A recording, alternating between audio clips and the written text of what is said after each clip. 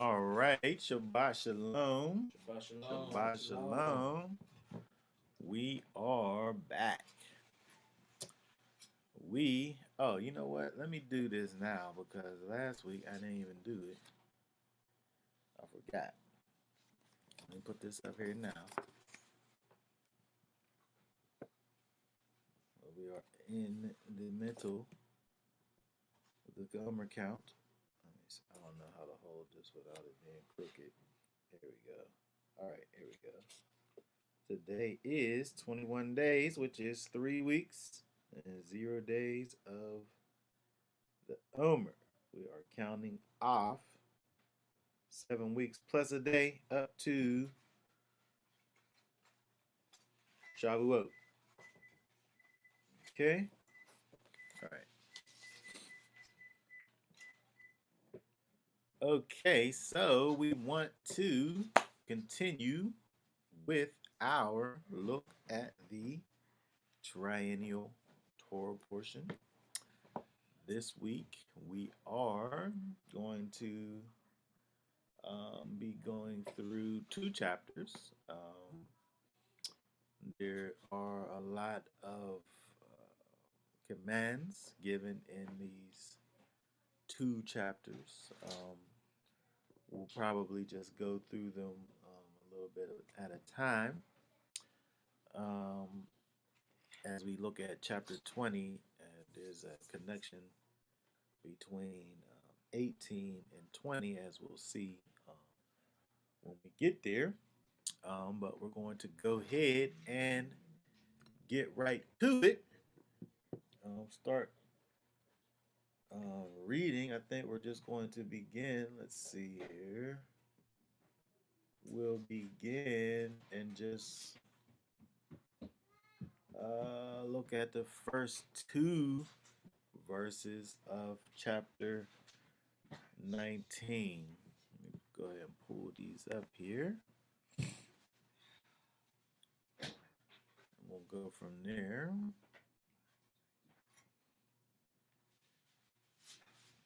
We just have the first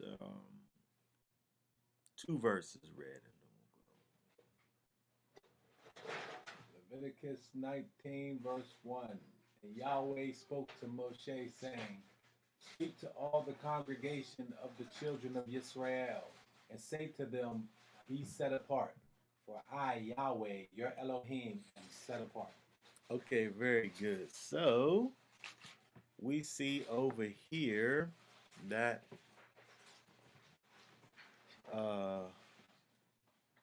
the Most High is speaking to Moses and saying to them, You shall be holy. You shall be holy.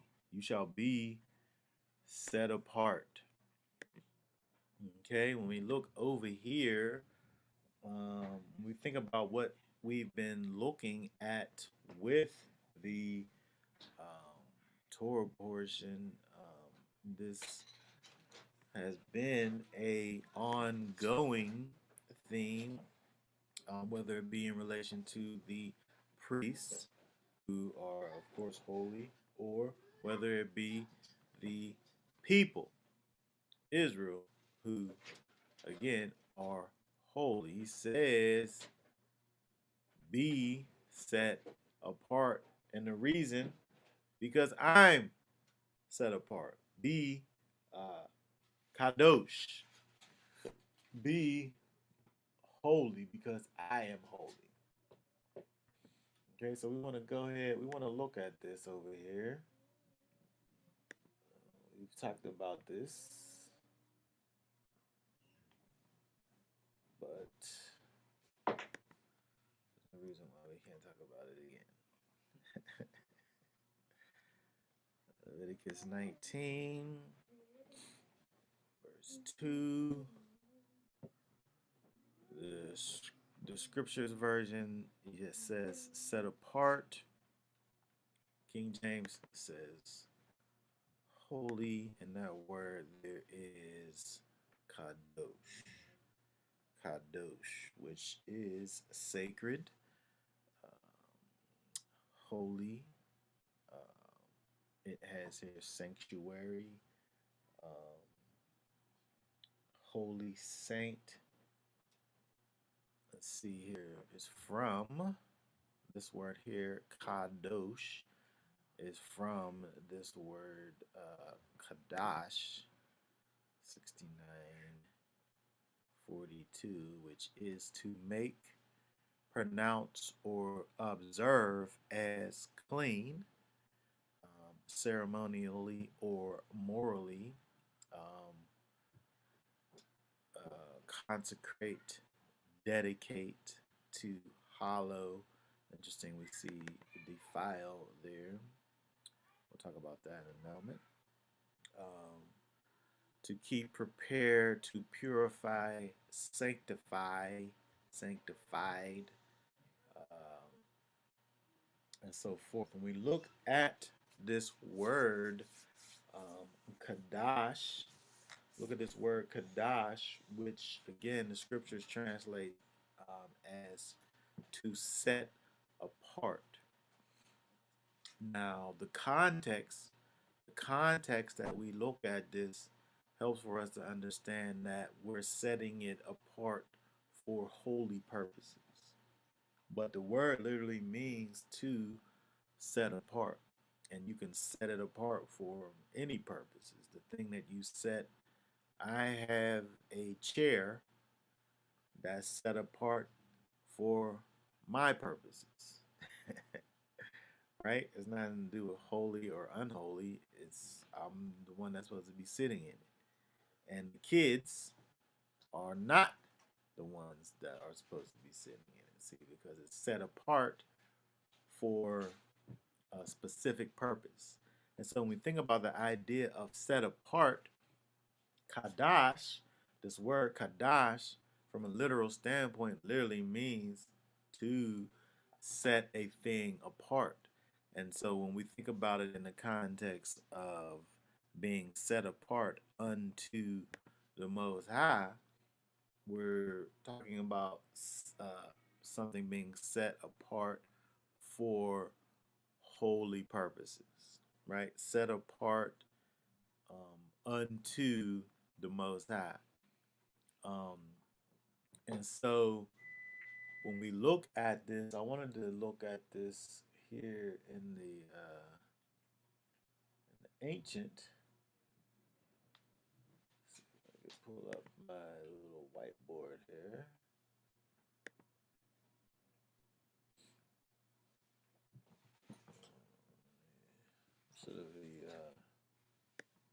Should have erased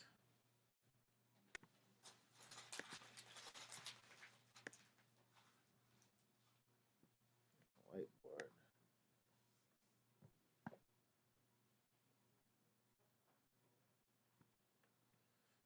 Okay, so let's get back here. Pen. Let's use red. Thick. Okay, so Kadash is a kuf, which is this. It's kind of hard doing this with it.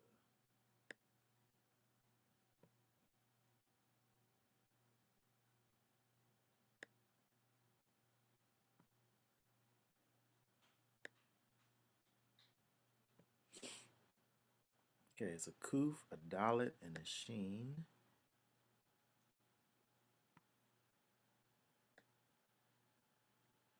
So if we looked at that in the ancient, kuf is the sun at the horizon, which has the idea of gathering, things coming together to a specific point, a concentration of light, or a concentration of of things. The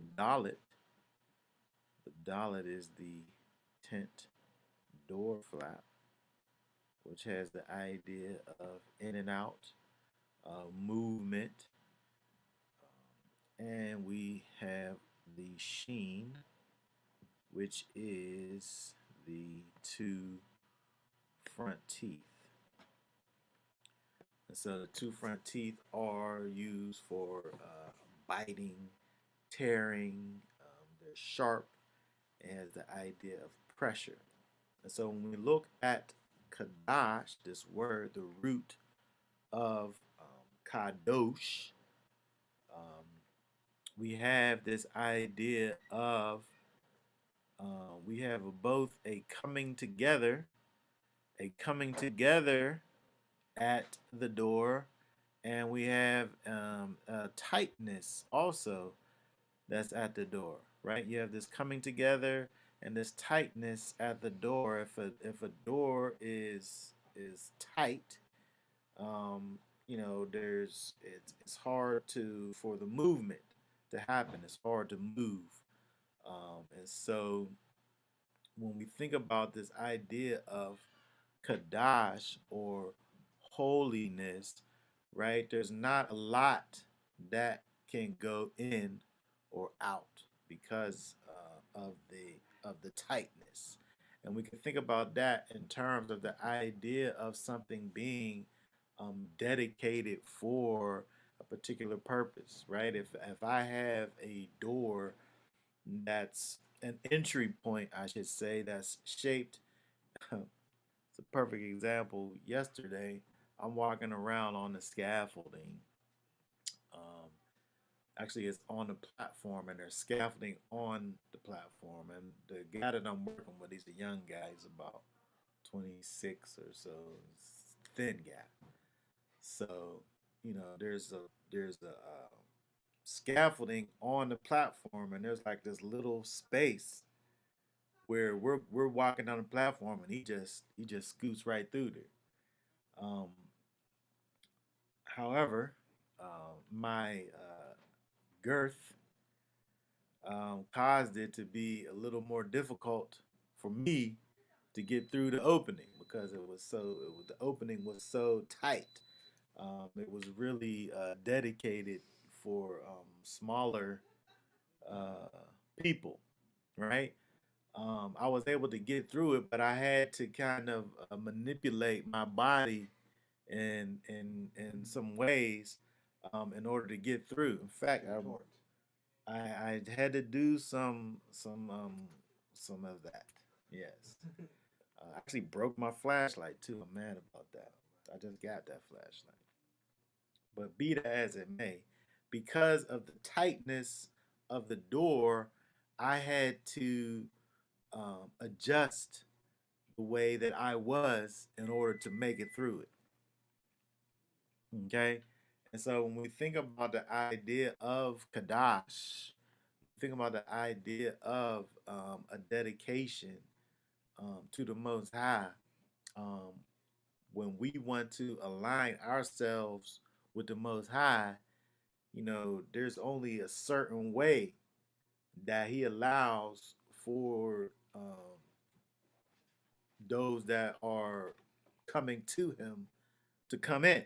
It's like trying to go through the eye of a needle. It is, yes, for a camel, it's impossible. But when you think about that, that's a euphemism, right? Because the eye of the needle was really the entryway into uh, the city there, and so it was low, and so the camel had to get down and kind of bow down in order to get into it, right? And so you could think about it from a literal standpoint, where it's impossible for a camel to fit through the eye of a needle.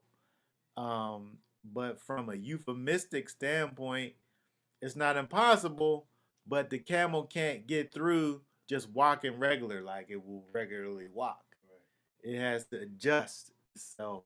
By humble itself. Had to. You said the H word. The H word. Yes. Yes. Right. And so there's adjustments that need to be made, and this is something that we have to understand coming into this life, or not even coming into this life, but maintaining this life, that there's adjustments that need to be continually made. We always have to continually be contorting ourselves and shaping ourselves in the way that the Most High will have for us to be, so that we're able to make it through this tight door. Okay? And so when we think about the idea of holiness, holiness, it can be abstract, right? Because we have to actually know what it is, what holiness is, in order to be it. But when we think about the idea of setting ourselves apart unto the Most High, over here in this verse um, 2, where he's saying, for he wants for Israel, the sons of Israel, he's saying, I want for you to be a certain way, for I am that way, right? And so the way that he is, the way that the Most High is, that's the way that he wants for his people to be. And so it's interesting when we think about the way that people kind of put the so-called Old Testament God against the New Testament God, um, when we're dealing with one Elohim, right? And he never changed the way that he is. And so if you're someone that's joining yourself to his people, if you're becoming his people, if you are his people, he said over here, there's a way that I am, and so therefore I want you to be that way that I am. And so once we figure out how he is, unless he changed, he actually said, I changed not. Actually, that's what the Bible says, right? But unless he changed, then we're still dealing with this idea of adjusting ourselves, coming together to a concentrated point, and adjusting ourselves in the tight position so that we're able to make it um, through the door. Okay, in terms of holiness. So we want to go over. So we look at this chapter over here. He's going to begin to go through all of these things that kind of help us to understand his holiness, his set apartness, the way that he is, um, you know, as opposed to the way that we naturally are, and those that are on the outside. Was you trying to say something? I just was gonna say that I don't follow football, but I know that Mike Tomlin he says the standard is the standard, and so either the players is gonna play to the standard, and they don't play to the standard didn't change. Yeah. They just didn't play to it. Yeah, They that need to start coaching to the standard. that definitely is a Tomlinism, right? But that's biblical. That is biblical. As far as the Most High is concerned, the standard is indeed the standard, right? And so, you know, it's the standard don't come down to where he says that the context of when, when Mike Tomlin talks about it, people get injured, and the backups got to come in. He expects for those backups to do what the what the starters can do, because the standard is the standard. When we think about this this life that we live, the standard is not based on us, right? The standard is based on Yeshua. It's based on the Torah, and so our ability or inability to do or not do the things that the Most High has set forth for us, um, it really has no bearing on the situation. He wants for us to be a certain way, and he's going to judge us um, if we're not able to meet the standard. Now the thing is that because we have the Ruach Hakodesh, he causes us to be able to meet the standard. He causes us to be able to naturally do the things that we wouldn't naturally do with the Ruach Hakodesh, right? And so when we look over here, it's interesting as we'll go through some of these commands. It helps us to understand um, both the character of the Most High as well as the character that He would have for us um, to have and carry out. Okay, and so here, let's look at a few verses before we keep on going. Let's see here. Let's go over to before we keep going. Let's pull up First Peter.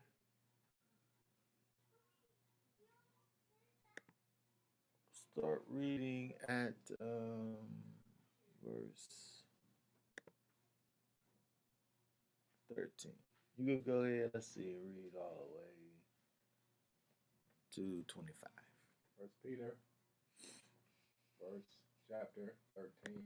Therefore, having girded up the loins of your mind, being sober, set your expectations perfectly upon the favor that is to be brought to you at the revelation of Yeshua Messiah. As obedient children, not conforming yourselves to the former lusts in your ignorance. Instead, as the one who called you is set apart, so you also should become set apart in all behavior. Wait. Just hold on one second, because when we look at this, right, it's telling us what to do over here, right?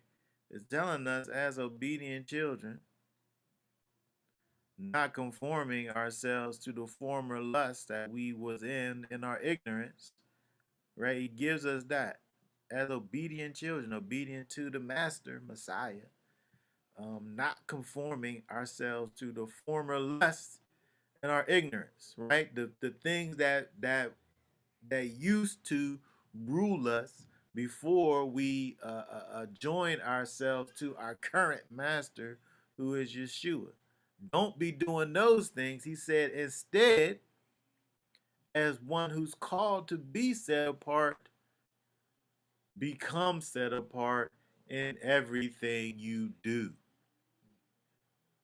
Right? And so this is supposed to be our everyday life. He said, in all behavior, in all the things that you're doing, those things is supposed to be set apart. Okay, keep on going. Verse 16. Because it has been written, be set apart, for I am set apart. And if you call on the Father, who without partiality judges according to each one's work, pass the time of your sojourning in fear, knowing that you were redeemed from your futile behavior inherited from your fathers, not with what is corruptible, silver or gold. Wait. Hold on one second. He said this. Now this is interesting here, because look at this. This right here, knowing that you were redeemed in Messiah. This is something that happened already. If you've already your relationship with Messiah has already been initiated, you were redeemed from your futile behavior inherited from your fathers, the ways that you learned just in nature. You was redeemed from those things, right? Past tense. Again, as a follower in Messiah, this is very, like, this got to be bold face and like capital letters over here, right? Because this happened already. You already were redeemed from these things that you want to sit up here and go back and forth about. Right? Not with some corruptible things. These things are corruptible, but you've been redeemed from these corruptible things, not with corruptible things. Keep on going, 19. But with precious blood of Messiah, Mm-mm-mm. as of a lamb unblemished and spotless, foreknown indeed before the foundation of the world, but manifested in these last times for your sakes, who through him believe in Elohim, who raised him from the dead and gave him his esteem, so that your belief and expectation are in Elohim. Now that you have cleansed your lives in obeying the truth through the spirit of unfeigned brotherly love, love one another fervently with a clean heart. Wait. He said again, it's interesting when we look at this, he's talking as if something previously happened that caused you to be a certain way that you are right now, right? Now that you have cleansed your lives in obeying the truth, your life has been cleansed. He didn't say is being cleansed. He probably could say that. But over here, he's speaking as if the cleansing happened already. There's a certain expectation that's placed on us as the followers of Messiah that even though we are indeed a work in progress, we move as if we're cleaned up already. You might fall and get dirty, but you get up and you wipe the dirt off and you keep on walking. Your baseline, your baseline is holiness. You might slip up into some foolishness, but your baseline is holiness over here. And so, and then look at what he does through the Spirit to unfeigned brotherly love. Now he starts talking about the character that comes from the Spirit. Love one another fervently with a clean heart. And so when we look over here, again, we're looking at these words that are coming from the apostle who's dealing with these regenerated people, these people who have met and begun their relationship with the Master Yeshua and giving us a standard that we should be walking in, which actually looks like the character of the Most High. Okay, verse 23. Having been born again, not of corruptible seed, but incorruptible, through the living word of Elohim, which remains forever. Because all flesh is as grass, and all esteem of man as the flower of the grass. The grass withers, and its flowers fail. Its flowers falls away. But the word of Elohim remains forever. And this is the word announced as good news to you. Okay, very good. The word of Elohim remains forever. And so again, we look at the word of Elohim, thinking about the word of Elohim, thinking about the Ruach HaKodesh, the word, coming alive inside of you. This causes us to walk in the character of the Most High. It causes us to be the way that He is, right? This causes for His character to be manifest in us. And so when He sits up here and says, I'm holy, so you be holy, He's giving us the tools to do it, right? He hasn't given us this task, this uncompletable task. He's given us this task, and He's also giving us the tools the tools to achieve it. Yeah, I wanted to say that, you know, being set apart, you know, it helps you to, fulfill all of these things. Like the more you become, or let's say I'm gonna just take myself, you know, as a case study. Yeah. The more and more that I am alone, the least opportunity I have for nonsense. You know what I'm saying? The more and more I, study and get into the things of the Most High, the less opportunity I have to get into foolishness. Yeah. And I think a lot of people are afraid to really like separate themselves and set themselves apart because they don't want to be on that island.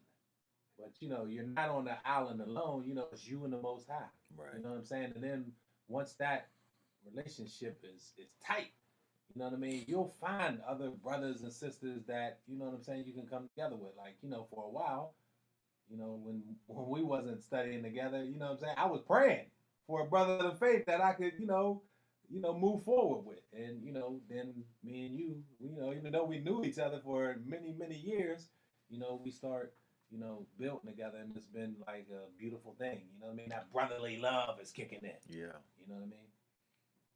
Yeah. That process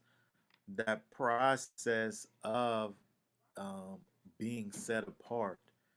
Um, there's a separation. If I'm set apart unto the Most High, then I'm also set apart from those things that aren't connected to the Most High.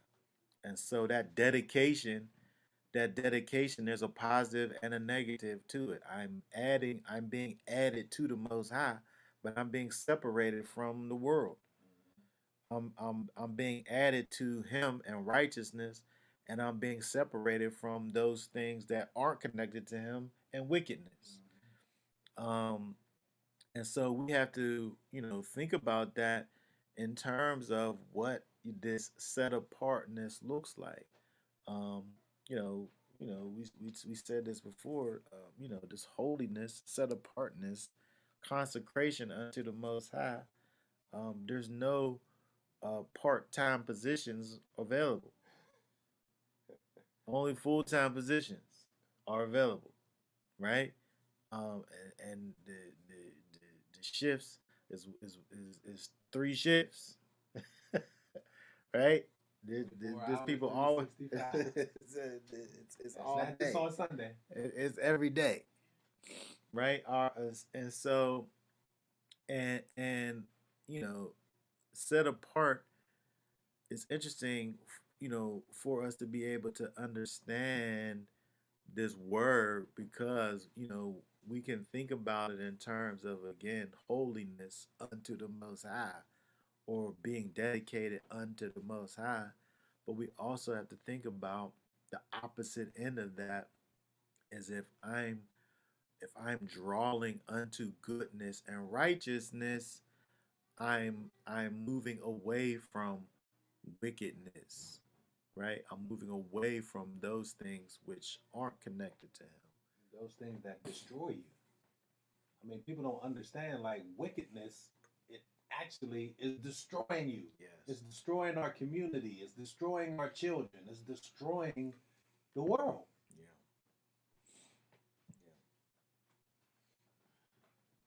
Yeah. Let's see. We got some comments over here. Let me find my cursor.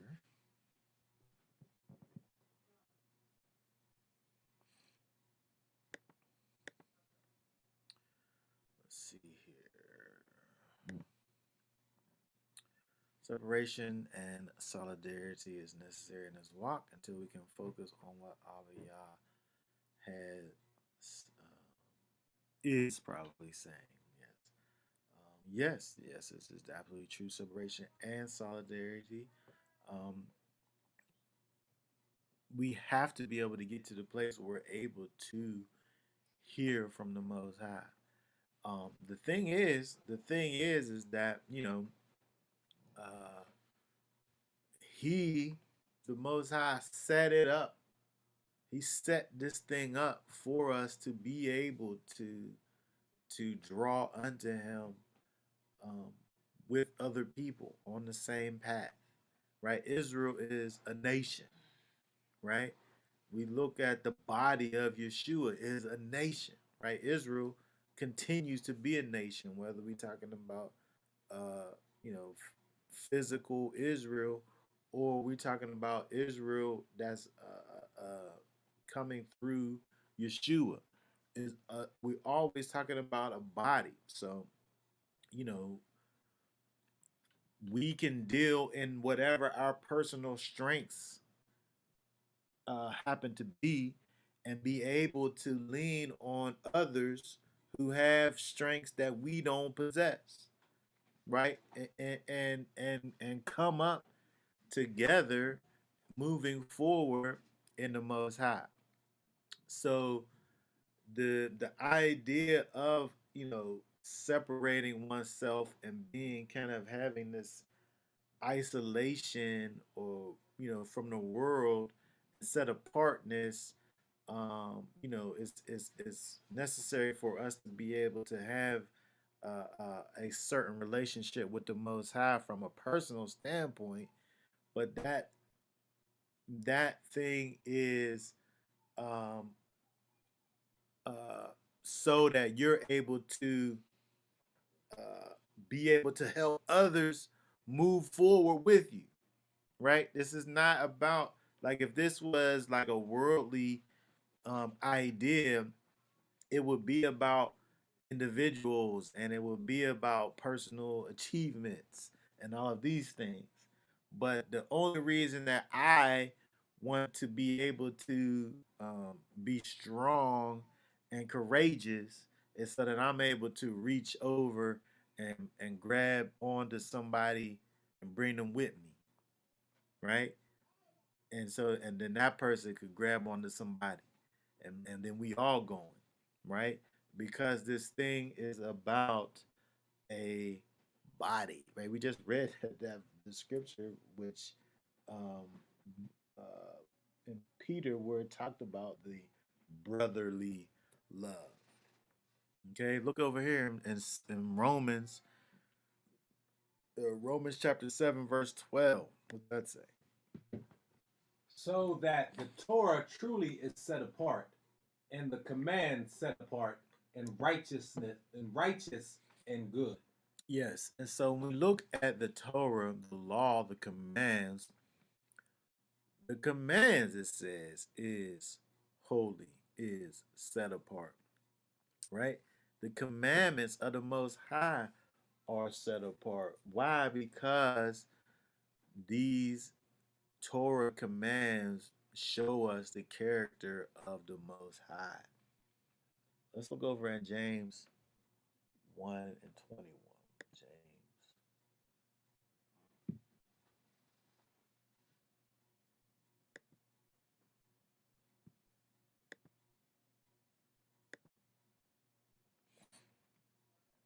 James 1 and 21 says, what's that say? Therefore, put away all filthiness and overflow of evil, and receive the meekness and receive the meekness, the implanted word, which was able to save your lives. Okay, very good. So when we think about this implanted word is that Ruach HaKodesh, that set apart spirit that's planted on the inside of you, that spirit of the Most High that gives you that spiritual heart transplant that causes you to walk in the character of the Most High. It causes you to walk in the character of the Almighty. Okay, the Most High's character. Let's look at this. Let's look over in Exodus. We're able to see, because this right here is something that we could look at and say is the Most High's character. But let's look over here real quick. I think it's in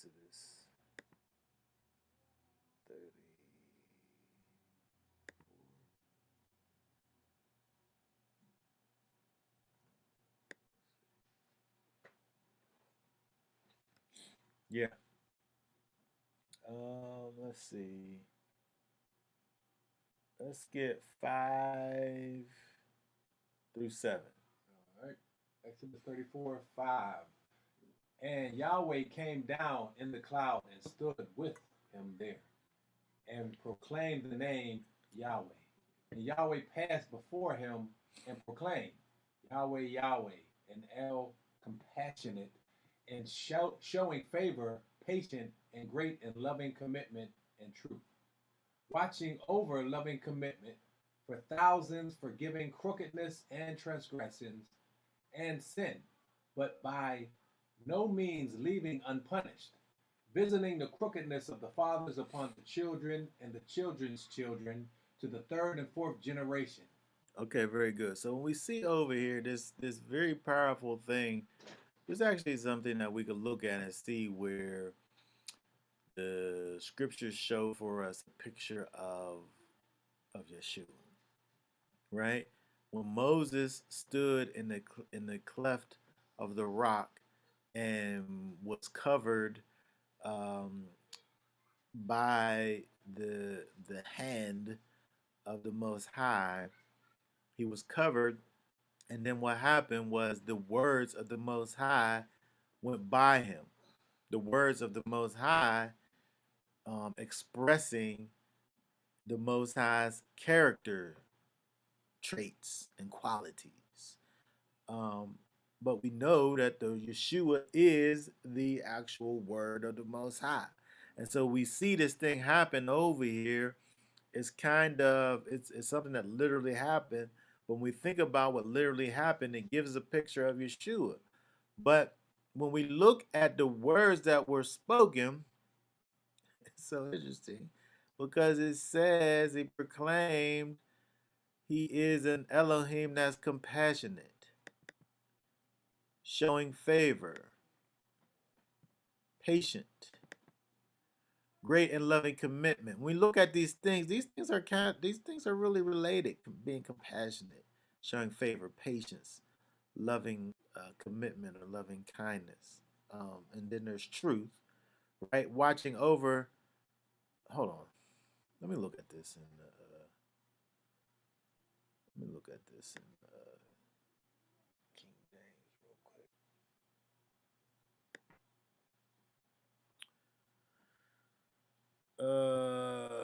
Merciful, gracious, long suffering, abundant in goodness.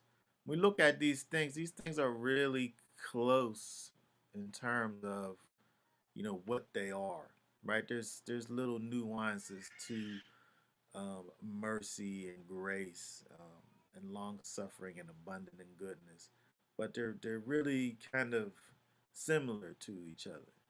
And then we also see keeping mercy for 1,000 generations, forgiving iniquity, right? If I'm forgiving iniquity and transgression and sin, I'm kind of showing you mercy and grace and long suffering, right? And so all of these things are kind of interrelated. It made me think about this word over here, chesed, right, which is kindness, which is beauty or loving kindness, mercifulness, right? This is the character of the Most High. And so, again, when we think about this idea of the Spirit being poured out into us and changing us and transforming us, it's transforming us into what? It's transforming us into merciful individuals. It's transforming us into long suffering individuals, right? If we look at,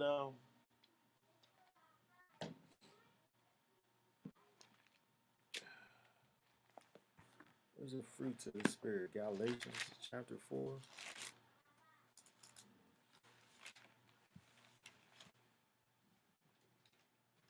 chapter 5:22.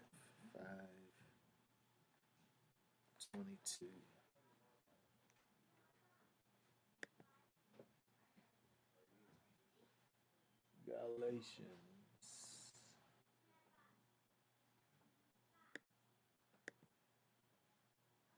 5, 22 and 23. But the fruit of the Spirit is love, joy, peace, long suffering, gentleness, goodness, faith, meekness, temperance, and such there is no law. Against such there is no law. All of that is what the Spirit of the Most High does inside of you. All of that is what he changes your character into, which of course is his character, right?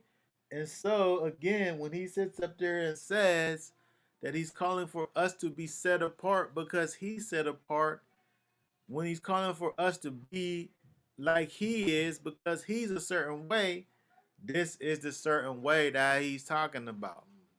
These things over here, right? These things over here that express, that manifest his character in the earth, which it got all of these things: love and joy and peace and long suffering and gentleness and goodness and faith and meekness and temperance and all of the like.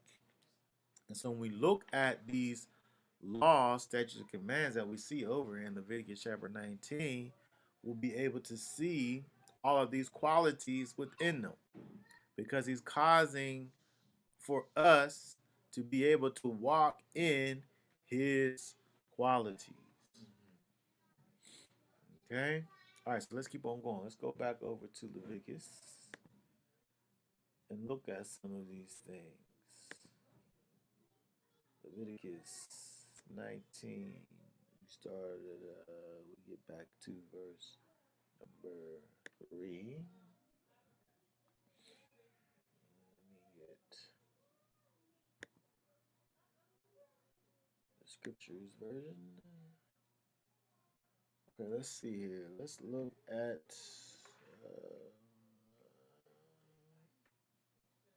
Just verse 3 by itself. Just read that. Just 3. Yeah. Okay. Each one of you should fear his mother and his father, and guard my Sabbath. I am Yahweh your Elohim. Okay, very good. So we see over here in this one verse, he's giving you, it seems, two principles over here. Two principles, one verse. I don't know, to do these things, are these things connected in any way? We look at these things, you should fear your mother and father and guard my Sabbaths. Or is he just rapid fire, just random things over here?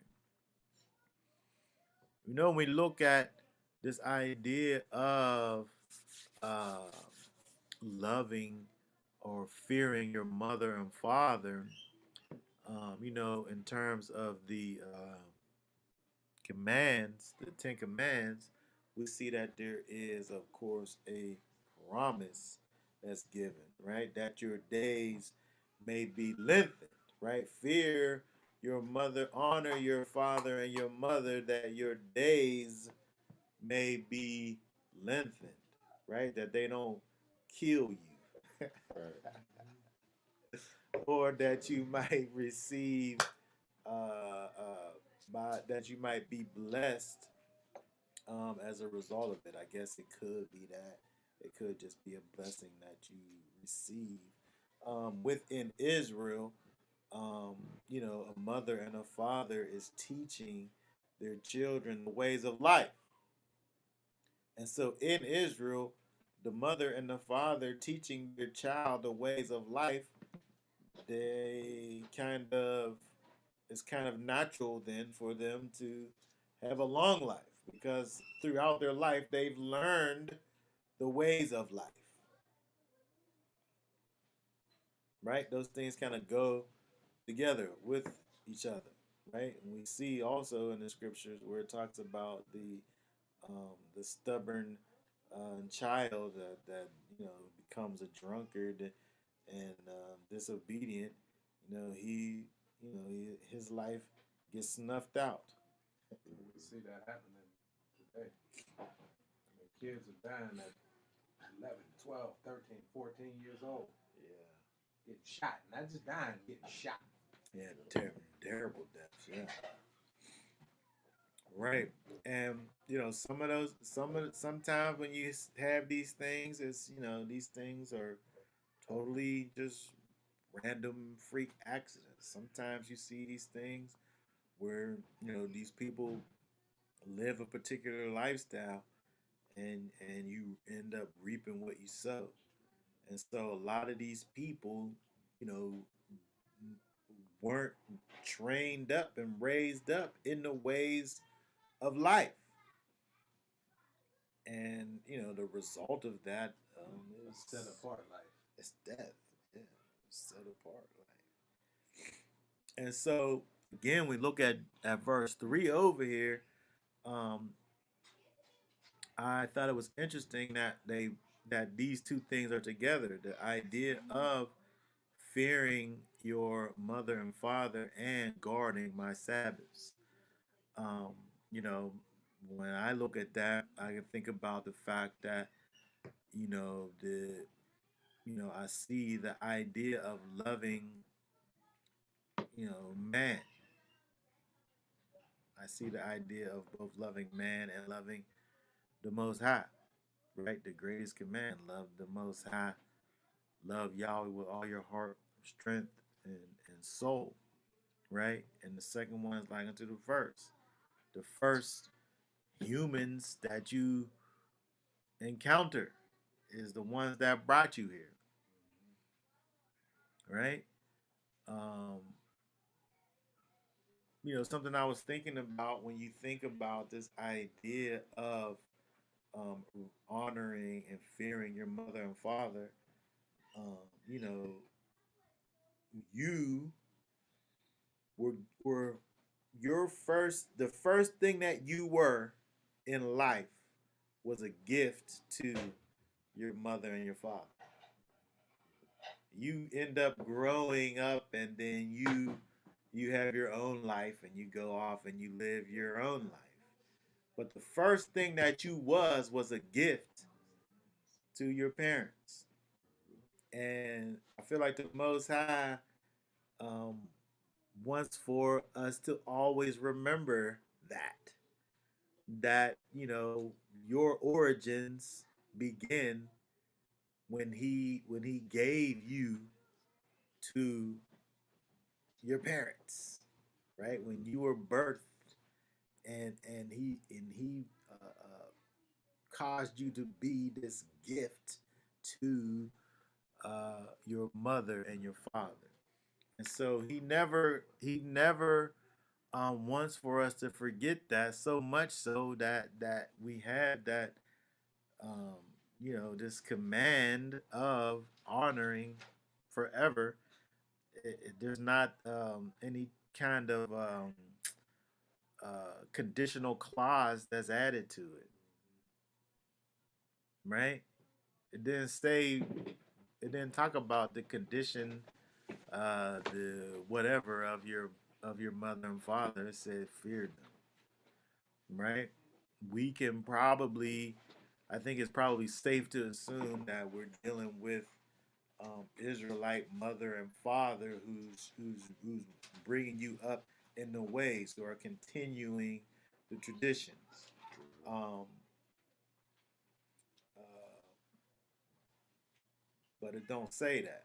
I could think that. I think that when I look at that, I would say that is dealing with the best case scenario, that this father and mother is the father and mother that's bringing you up in righteousness. Um, but it don't say that, right? That's my thoughts on it. That doesn't seem to be the case these days. Oh, you talking in terms of what the father and mother are doing? Yeah. Yeah, yeah, There's a total disconnect from the Most High.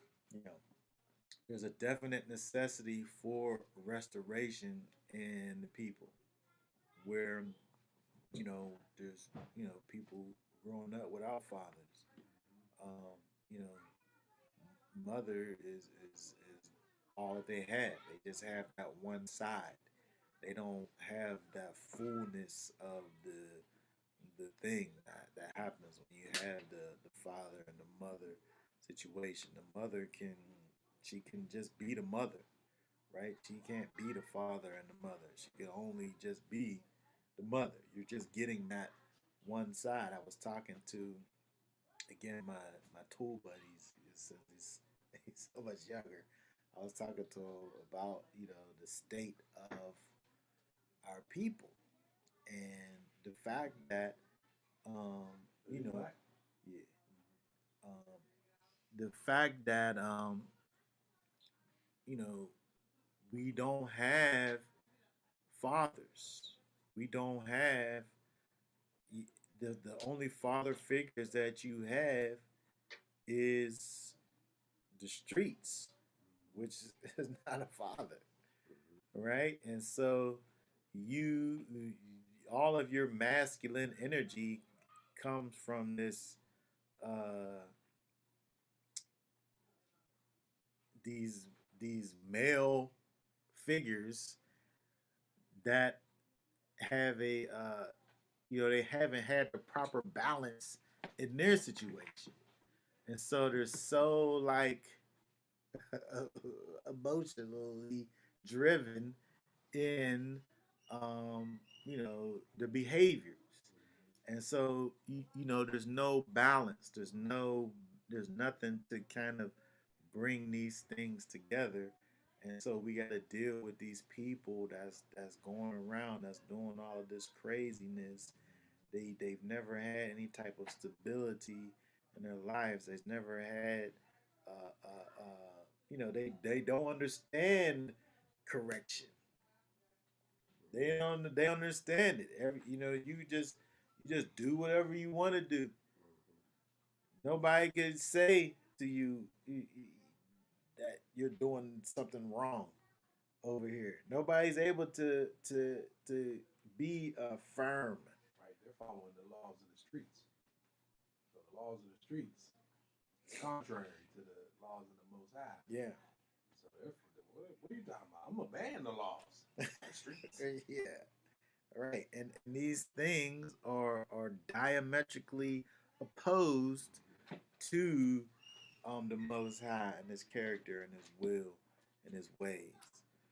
And so again, when we look over here at this third verse, and we talk about this idea of a relationship that a child has with his mother and his father in the Torah, now, that father and that mother is raising that one up to continue the traditions, to continue the ways of the Most High, to continue in uh, in the Sabbaths, right? Because when we think about the Sabbaths, when we think about these set apart times that the Most High has created for us, it helps for us to not only understand that the Most High is indeed creator and sustainer of all things, but when we look at his set apart times,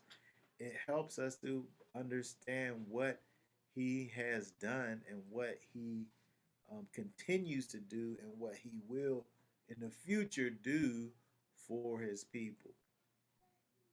And so we're able to see the continuation of Israel through the Sabbaths. Just like we're able to see the continuation of Israel through the honoring of the father and mother, who again, in that perfect situation, are raising up these young ones to keep the traditions going. Would this be considered a law? Honor your mother and father? Yeah, that's the law. That's the law right there. Well, it's interesting because when you look at um, what these people, mainstream Christianity, wants to talk about the law being done away with. When you talk to the real ones, at least, they'll they'll give you the moral law, quote unquote, moral law. I actually would make the argument that the Shabbat is moral. Um, but in terms of the father and mother, come on, that's I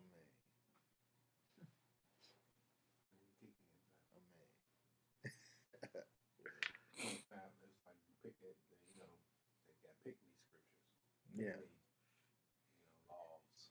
hmm Okay, so let's keep on going over here. Let's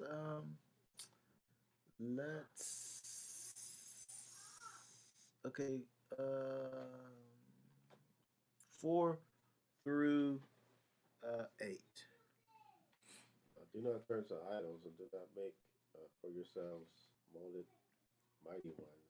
I am now your Elohim, and when you slaughter a slaughtering of peace offerings to Yahweh, slaughter it your acceptance. It is eaten the same day. You slaughter it, and on the next day. And that which is left on the third day is burned with fire. So it is eaten at all. It is eaten at all on the third day. It is if it is so if it is eaten at all on the third day, it is abominable. It is not accepted. He who eats it bears his crookedness because he has profaned the set apart offering of Yahweh, and that being shall be cut off from his people. Okay, very good. So when we look at this, it's talking about this, this peace offering and eating it. It's interesting when we look at this and think about what we talked about in terms of the idea of set apartness, right? This great gathering and concentration at the door and the tightness of the door, right? The Most High, He gives you these very specific instructions in the things that He wants and the things that He expects from His people. Um, and if you don't do it, you're cut off from the people. A lot of that today. Right? It's simple and it's plain. I'm going to give you the Most High say He gonna give you all of the instructions. I'm gonna tell you exactly what I want. If you want to sit up here and have this peace offering, this thing that's set apart unto me, this holy thing, you got 3 days to eat it. Right? After that, it's an abominable thing. Oh no. If you eat it on the third day, it's an abominable thing. Right? He's giving you these instructions. And so this helps for us again understanding walking in his character is where can't we can't look at that thing and it be on that third day and you say, well, it still looks good, I can still eat it. Right. It don't got no mold or nothing on it, I can still. Yep. Like I be doing my leftovers. Check it. Oh, this is good. Yeah. Give it a couple sniffs. Yeah, right. Yeah. I mean, well, this is different from. I see people sometimes will take this over here and just say like leftovers in general. 3 days is like, It's a sin. yeah, Right. yeah. Right. I I don't know how much refrigeration or storage or any of that has anything to do with this. The Most High here is an offering, and so you have this thing that's set apart unto the Most High.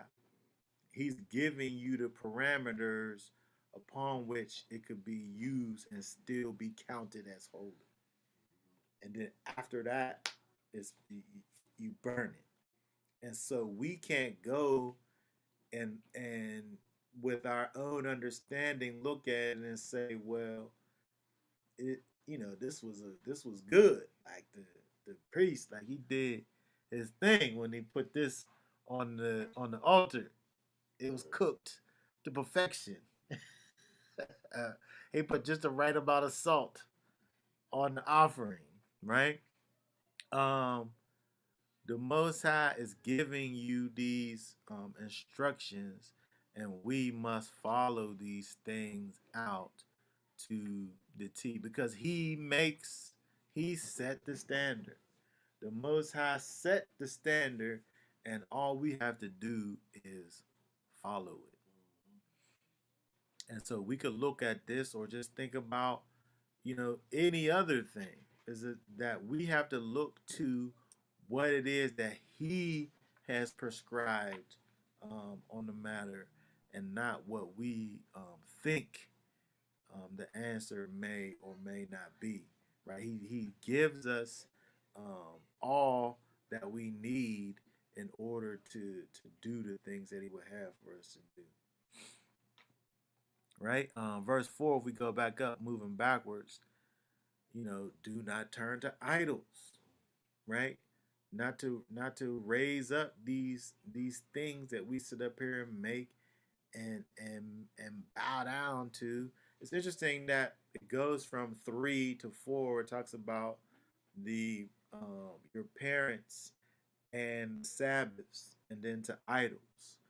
Um, having a fear for your parents is understanding where you came from. You came from them. They brought you here,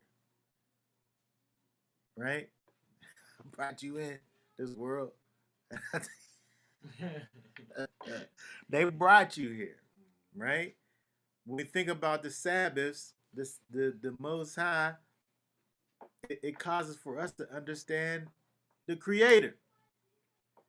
And so when we move from that to idols now, this thing that you worship, that you built, right? We're able to, when it's phrased in that way, it just causes you to be able to see the folly in it, right? The Most High, who's the creator of everything, and you want to sit up here and make something and worship that,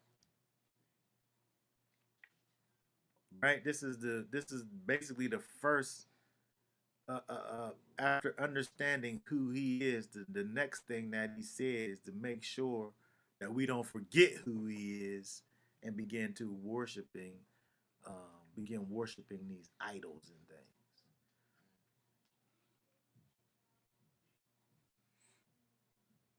All right, let's keep on going over here. Let's see. If we go down, let's see. I want to look at 9 through 15 because when we look over here again, we're able to see the character of the Most High, and He tells us how we are again to behave and act. And when we do that, we're manifesting His character in the earth. Okay, verse 9 through 15.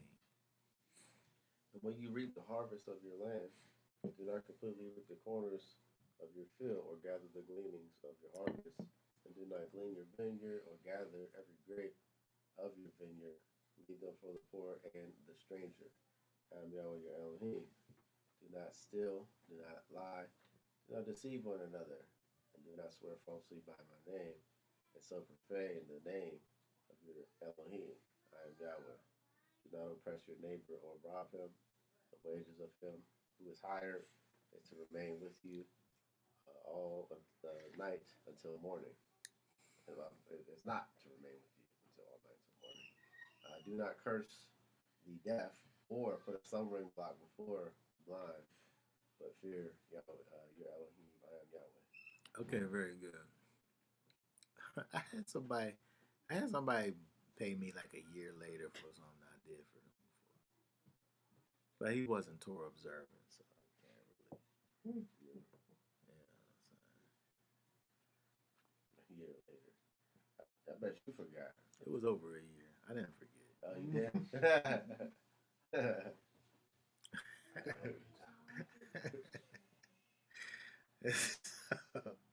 And so when you look over here, built into the laws is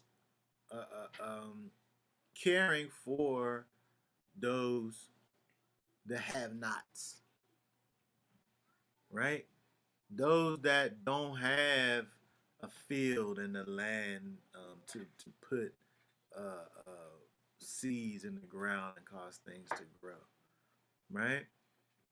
It says, leave these things, the corners of your fields and the gleanings from your vineyards for the poor and the stranger, right? Built into the law is for those that have to help out and provide something for those um, that don't have. And again, when we see, remembering when we look back at the character of the Most High, right? This is loving kindness, right? This is chesed towards um, the people, right? This is mercy and graciousness, being um, being there for those that aren't able to be there for their own selves, right? These things are built in to the law. And so when we look at these laws, statutes, and commands, these things that the Most High is causing for His people to be doing, when we walk these things out, again, we're manifesting the character of the Most High. Can I ask you a question that I already know the answer to? Go ahead. So, is it safe to say that the Most High is showing loving kindness to not only Israel, but also the stranger?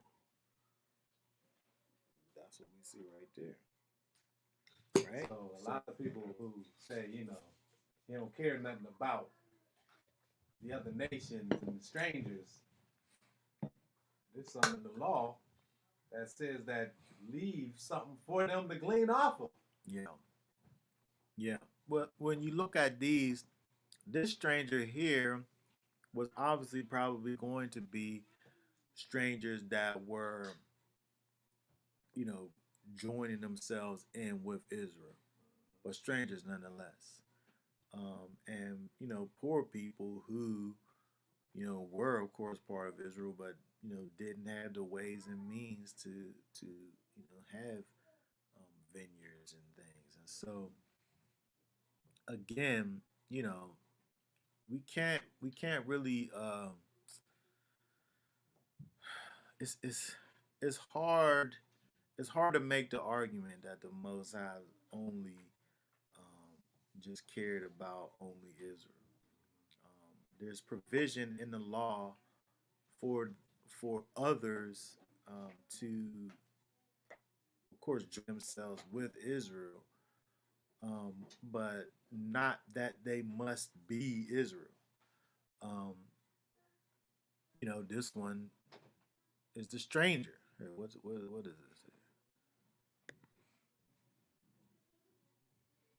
I've seen people try to make this stranger be Israel that was, you know, somewhere far off that he came and stayed with you or something. Come on, man. Here, let's see, what is this? It's a ger, a guest, a foreigner, alien, sojourner, stranger.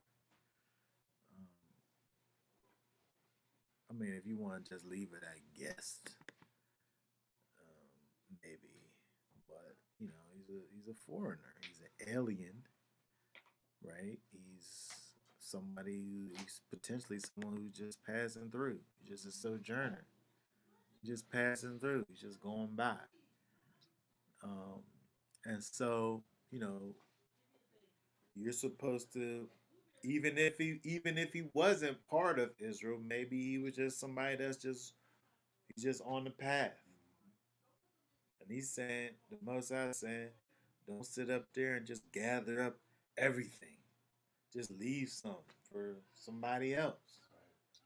Whether it's a poor person who's part of Israel, whether it's a stranger who just going through. I mean, if you think about it, the Most High remembered how those other nations treated Israel when they were just passing through their land, Yeah, right? yeah. You think he's going to have Israel be the same way? He's not. He's not gonna have Israel be the same way. And that's a perfect example. And so when you look at that, and even when you say it in that way, it's like, and we'll talk about this, um, as we keep going. But the thing, it seems like there's something that would have to be inside of you for you to say, well, this person sat up here and did me like this, so now I'm gonna do you like this. Right. Like that's something that happens. It's a natural physical thing. You sat up here and did me like this, so now I'm gonna do you like this. I feel like when you have people who are supposed to have uh, the gospel message, and there's so much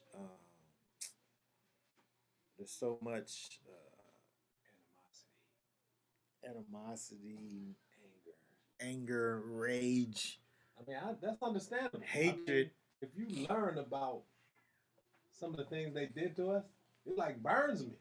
Yeah, I mean, it burns me to see them old pictures of our ancestors like hanging, yeah. and then you see there's all these white folk looking like, yeah, It was a and thing. it was It was that a was thing like that you went and did, like you was going to like a parade it or was a something. party. It was a party with our people on the being hung and burned. Yeah. But that's the thing though, right? Seeing that put something inside of you, and now it's like I'm supposed to Like, right, I'm show supposed to love. be nice to you, like. Right. But that's the thought over here. These people that's going by, this poor person, you don't got no real connection to them. They're not part of your family. They might be part of the nation, but they're not someone that you're, responsible for providing for. But the Most High saying, yeah, you kind of are responsible providing for people who are not able to provide for themselves. You kind of are responsible, and it doesn't have anything to do with who they are. And I think people need to understand also that there's levels, right? So you have people in power who are impressing their own people. You know what I mean? From other nations. So what did them people do to you? You know what I mean? The downtrodden of every nation. What did they do to us? Yeah. They getting oppressed too. They getting killed and thrown in prison and all of this stuff too. Yeah. Yep. I was just looking at something the other day talking about the amount of crime in so-called black neighborhoods as opposed to so-called white neighborhoods. If you talking about rich white neighborhoods, the crime levels low. Right. But if you're talking about poor white neighborhoods, Yeah, trailer parks. the crime levels are high. Right. And so the difference, It's the same thing in the black community. You talking about affluent black communities? Ain't Crime nobody levels. wilding out. crime levels are low. Right. It's kind of a socioeconomical thing. Right. Exactly. It just so happens that we are more oppressed than they are oppressed. But they set up the system. The rules work for everybody. Right. You know what I mean? To say there's one set of rules, and they work for everybody. And so when you think about um, this place that we live, these you get to a place when your motivation is just greed. It don't matter who it is that you oppressing as long as you getting yours. Right. Right. They do us dirty. They do their own people They dirty. sure do. They don't care. Okay. Yeah, that was a thing like in Nazi Germany. Like they say that for that movement to really like go where it needed to go, they knew they had to sacrifice their people. They had to like, well, we know y'all gonna die, but y'all gonna die for the cause of moving us forward. It's crazy. But we're able to look at that and see how it's not connected to the Most High. We're able to look at that and see based on the actions that the Most High's set apartness looks away, right? And it don't deal with stealing and lying and deceiving one another, right? It don't deal with falsely swearing by the name of the Most High. You're not gonna sit up here and talk about doing this or that in the name of the Most High, and the thing that you're doing is totally outside of the character of the Most High, right? When you sitting up here talking about you're operating on behalf of the Almighty, but you're oppressing your neighbor or robbing him. Like when I go thank God for this gangster rap album. Oh my goodness! Oh my goodness! I couldn't have did it without you. You sit up here and you watch those award shows. At least I mean, it could be like wicked, like killing gangster music, or it could just be like some nasty, like raunchy debauchery. Yeah. All of that. I just want to thank my Lord and Savior. Who's your Lord and Savior? It's not the person that I talk about in that Bible. Yeah. But that's they sitting up here swearing falsely on the name of the Most High and profaning. Right. Yeah. They're profaning His name by sitting up there having Him be co-signed to that foolishness where it's outside of the character of the Most High. We don't even gotta think about it. It's right there. It's not even something that we gotta sit up here and try to debate and go back and forth with. Yeah, I mean, for the things that they put on their album and do, and they're thanking the Most High for it, we'll get them put to death. Yes. Yeah, they should be good. Yeah. They would be good if they really was back in these days. They get put to death for thievery, fornication. Yeah. I mean, even if it just the list just goes on and on. Right. These people have no idea who the Father is or what He likes. Yeah. And then so when they sit up there and they think they're receiving some type of blessing from on high, He's not blessing that. He's not blessing it. He hasn't blessed it. It's just, if you plant a seed in the ground, it's going to grow. He set the cycle up. Simple as that. If you play a game by the rules, you could win. Yeah. The rules is set up. You could sit out here and be quote unquote winning out here, and it don't got nothing to do with the Most High blessing you. Right. It's just you just out here playing the game. Oh yeah, that's another thing they do. They got these where they say they're blessed. They got songs. Yeah.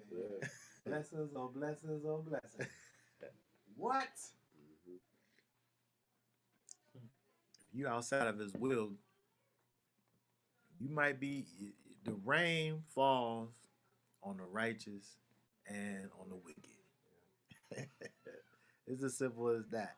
I can't base what I have or even what I don't have and that be the basis on how connected I am to the Most High. But wait, hold on now. You kicking against the Christian church now, because in the Christian church, they say if you don't got those things, those material goods and all of that, Yeah. then you ain't blessed. You doing something wrong. Probably in some gross iniquity. But again, when we look over in Leviticus, he helps us. The Most High helps us in understanding what his character is, and he spells these things out for us. All right, let's keep on going. Let's drop down. Let's drop down to oh, let's drop down to 16. It says, "Do not go slandering among your people. Do not stand against the blood of your neighbor. I am Yahweh." Mm-mm-mm. Go. No.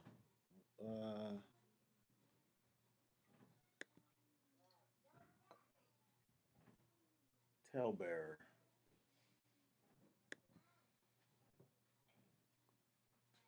Rockhill. Scandal monger. Did you hear about what's his name? Who's out there doing that one thing with what's his name in them? You hear about that? Nah, bro. Hey man, they was out here wilding. They was wiling out. These people over here. You hear about what his mama and them be doing over there? Scandal monger. Like you just got all of the juice, all of the juicy tidbits of information about everybody, true So or false. TMZ and World Star. Yeah. Was he putting out all the business? I guess those kind of things. What gossip, spreading of rumors or falsities about someone, rumors or falsities. It could be true or could be false. It's somebody else's business. People love to be in it. Love to be in it. Love to be talking about other people's business. Yeah. I mean, this is. I mean, this is. He said, "Do not go about doing this." Right? Yeah. Don't be up and down, being this talebearer. Don't be the one that's out here spreading these things, these rumors and falsities, things that you just heard. I don't know that you're supposed to be spreading things that you know as a matter of fact. Lots of stuff I got up in here that I'm gonna die with. I mean, this is something that I think people don't really think about, but it's pretty serious. It's pretty serious, and the Most High, this is not his character, right? Again, we're looking at these things. These things are outside of the character of the Most High. To be a gossiper, to be a talebearer, to go around, with rumors and falsities about people.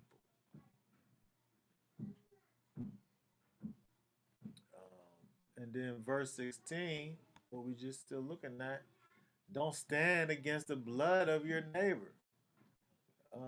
We talked about this probably before, but when this whole idea of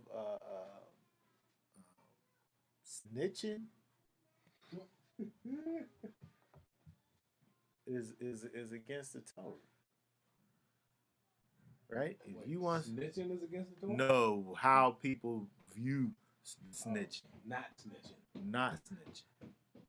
Do not stand against the blood of your neighbor. If you know what happened to your neighbor and you not doing anything about it, you standing against the blood of your neighbor. And so, we got this culture that says, I can't sit up here and, I might see what happened, but I ain't gonna say nothing. So-called snitches get stitches. snitches get stitches. That's what That's how we grew up. Thinking about things. And that's how wickedness starts to, I mean, it thrive and is spread. wicked, right? Because now you giving power to the wrong people, and so the Most High in Israel, He's saying over here, do not stand against the blood of your neighbor. Right? You wasn't going to sit up there and just allow for people to just sit up here and just do whatever they wanted to do, and then you just remain silent Right. about it. But again, when we look at this place that we live in, everything is upside down. Nothing is the way that the Most High had prescribed for it to be. Right? Everything is backwards. 17 and 18. So do not hate your brother in your heart. Reprove your neighbor for certain, and bear no sin because of him. Do not take vengeance or bear grudge against the children of your people. You should love your neighbor as yourself. I am Yahweh. Okay, very good. So we see over here again, thinking about the character of the Most High, right? Do not hate your brother in your heart.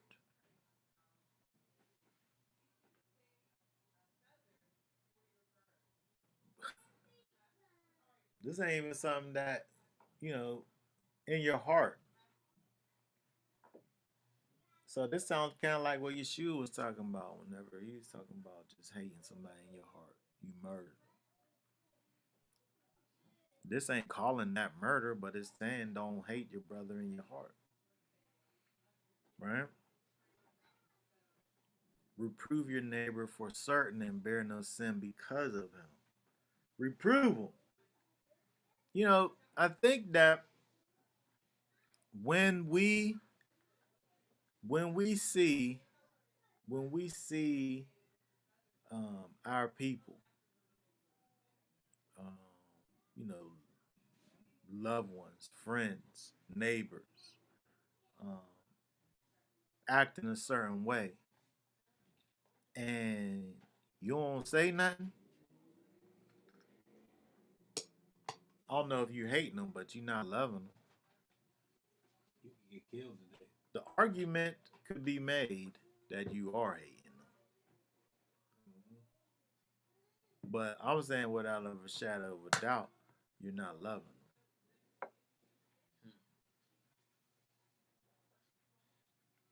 And People are afraid. People are afraid to correct.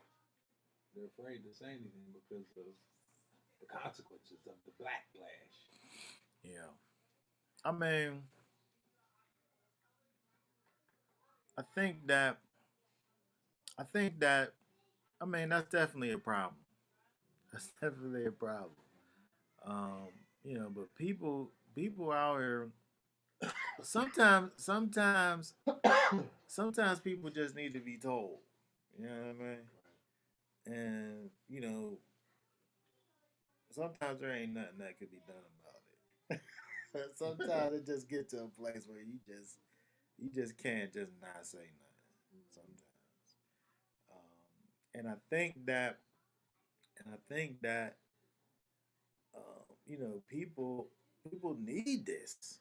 People need this. So, and have the people that I'm saying have the people that you gonna come across, that whether you talking about somebody who you know or you don't know, half the people gonna pay you no attention. I ain't gonna say half. Some people ain't gonna pay you no attention. Some people is gonna take heed. And I think that those are the ones that it's gonna be for. But I think the whole idea even of um, the gospel message going forth is really about reproving your neighbor.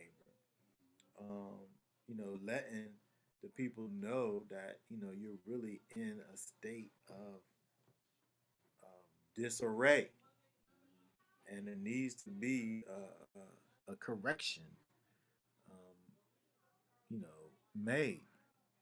And some people gonna hear you, some people ain't gonna hear you. But I think that there still needs to be that.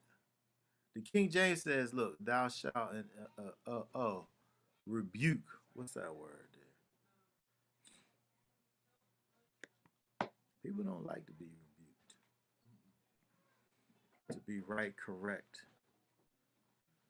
uh, reciprocally to argue, causatively decide, justify, convict, appoint, argue, chasten, convince, correct, shun, judge. People definitely don't like to be judged.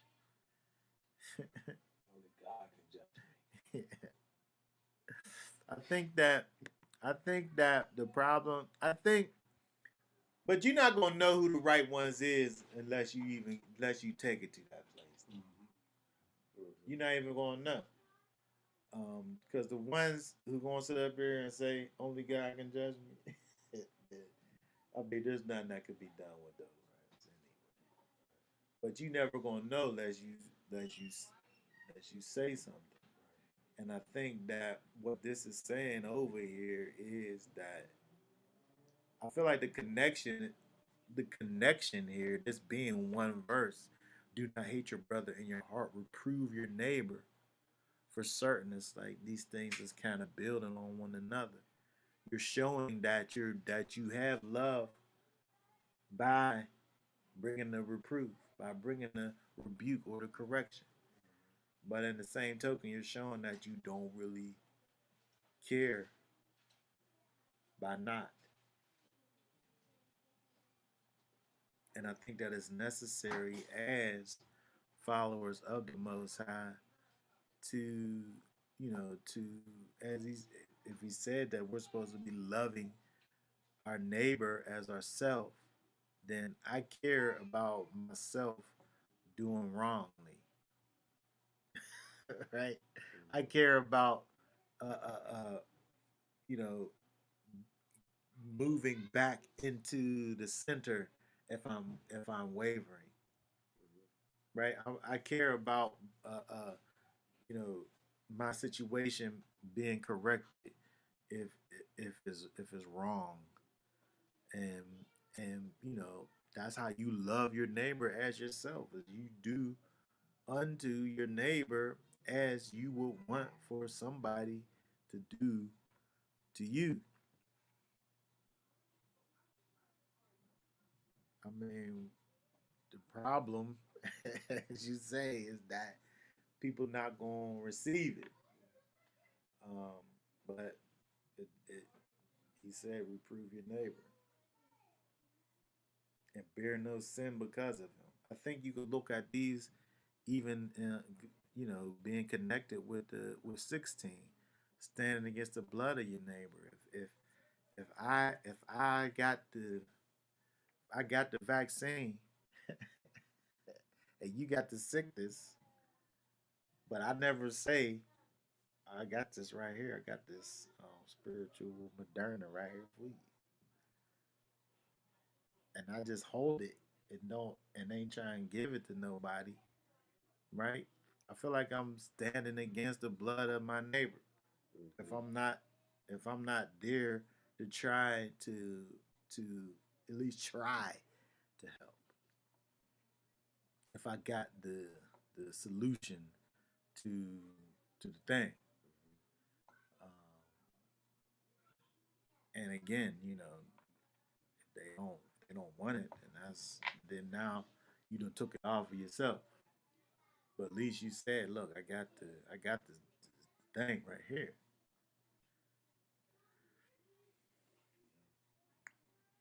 Okay, let's keep on going. Um, oh, hold on, we didn't talk about this over here. Take Do not take vengeance or bear a grudge.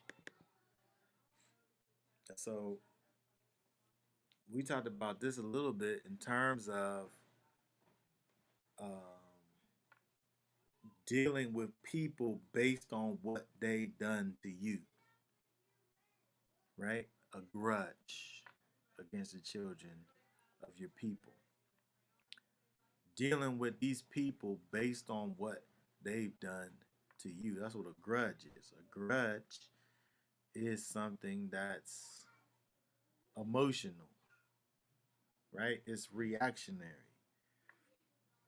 You ain't gonna treat me like that. How you gonna sit up here and treat me like this? What's this word here?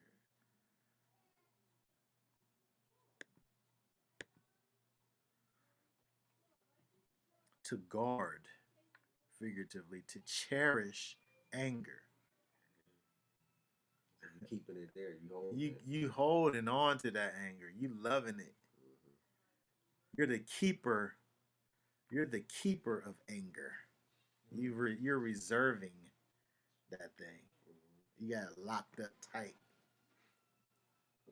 Nobody could take away this anger that I got for you. I know. Nobody could take away this anger I got for you. I tell my brother sometimes, man, he gets locked in these places.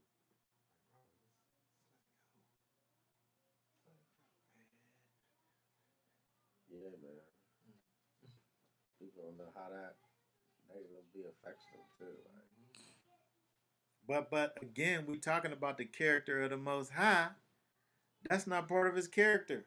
A grudge, holding this thing, this anger, and cherishing it. If I cherish something, I take care of it. I make a nice home for it. I feed it. yeah, I build it up. I get a light for it and a red dot. If I cherish it, right? I get all kind of accessories for it if I cherish the thing, right? I lock it up somewhere where can't nobody take it if I cherish it. But this is talking about anger that you have against somebody. That's not part of the character of the Most High.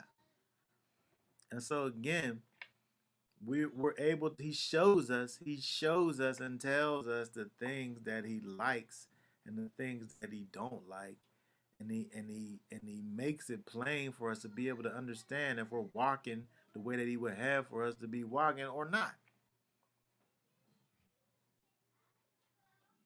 And he's not even hiding it from us. So we got these people that's walking around here with grudges,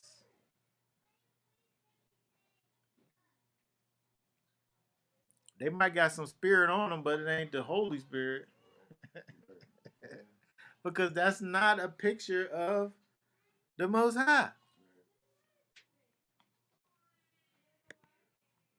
That's wickedness, right? Vengeance. You trying to execute your vengeance based on this grudge that you got. If I don't got a grudge, like I don't care about getting my revenge against you.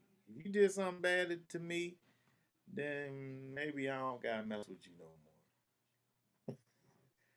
I don't need no get backs. I just you showed me what kind of person you are, how you deal with me, then I don't need to deal with you. yeah. But I don't gotta sit up here and want to get my paybacks on you, right? I don't gotta sit up here and try to devise a plan of vengeance.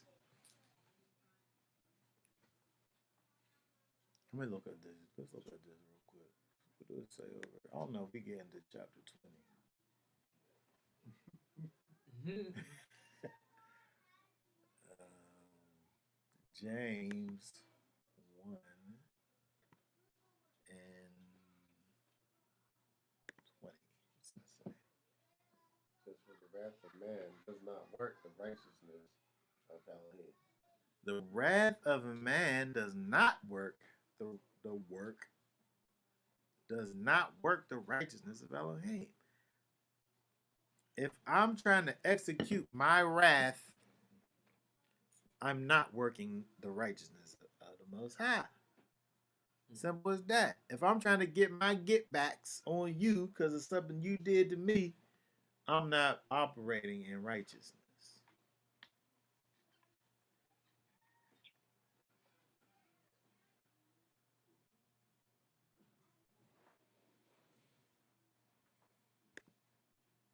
Let's look at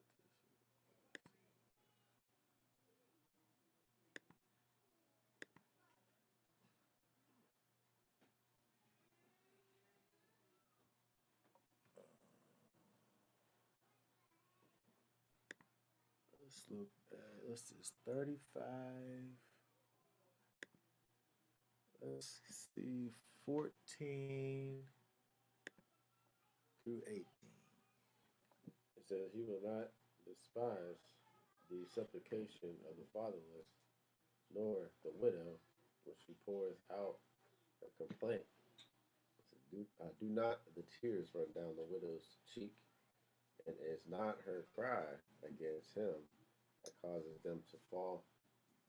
He that serveth Yahweh shall be accepted with favor, and his prayer shall reach unto the clouds.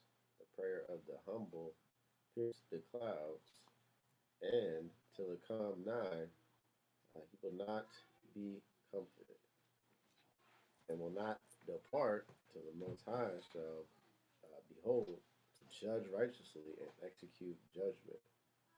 Yahweh will not be slack, neither will the mighty be patient toward them, till he have smitten in sunder the loins of the unmerciful, and repaid vengeance to the heathen, till he have taken away the multitude of the proud, and bring the scepter of the righteous." Okay, very good. So we see two things going on. We see, first of all, that the Most High dealing with those who are manifesting his character. He said he will not despise the supplication of the fatherless, the widow, right? When they pour out their complaints. He said the prayer of the humble, those ones pierce the clouds. But down here in 18, over here, he said that till he gonna smitten in sunder the loins of the unmerciful. These is people who, right, is not manifesting the character of the Most High, unmerciful, right, and repay vengeance to the heathen, those ones who's not connected to the Most High, right, till he takes away the multitude of the proud, right, till he breaks the scepter of the unrighteous. And so we see that the Most High deals in vengeance. We don't got to worry about vengeance. The Most High going to take care of what he going to take care of, right? And so we can't be um, worried about or dealing ourselves with, getting revenge because the Most High said he is the one that's going to do it. In fact, he said over here, look what he said. He said in Nahum,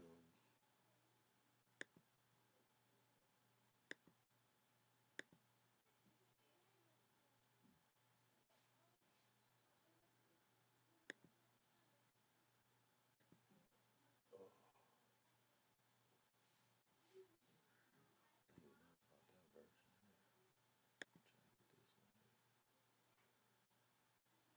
verse 2. What's that Yahweh is jealous and revenging El. Yahweh is a revenger of a possessor of wrath.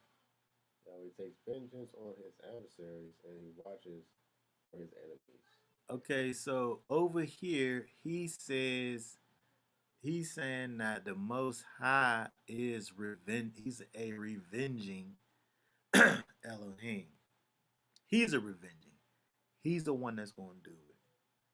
If we cast our cares onto Him and let the Most High fight for us, then that's all that we got to worry about. We don't gotta go and be holding on to all these things that's really going to be tearing us down on the inside anyway, because it's going to be us manifesting a character that is not congruent with the character of the Most High. Okay, let's go back over to Leviticus.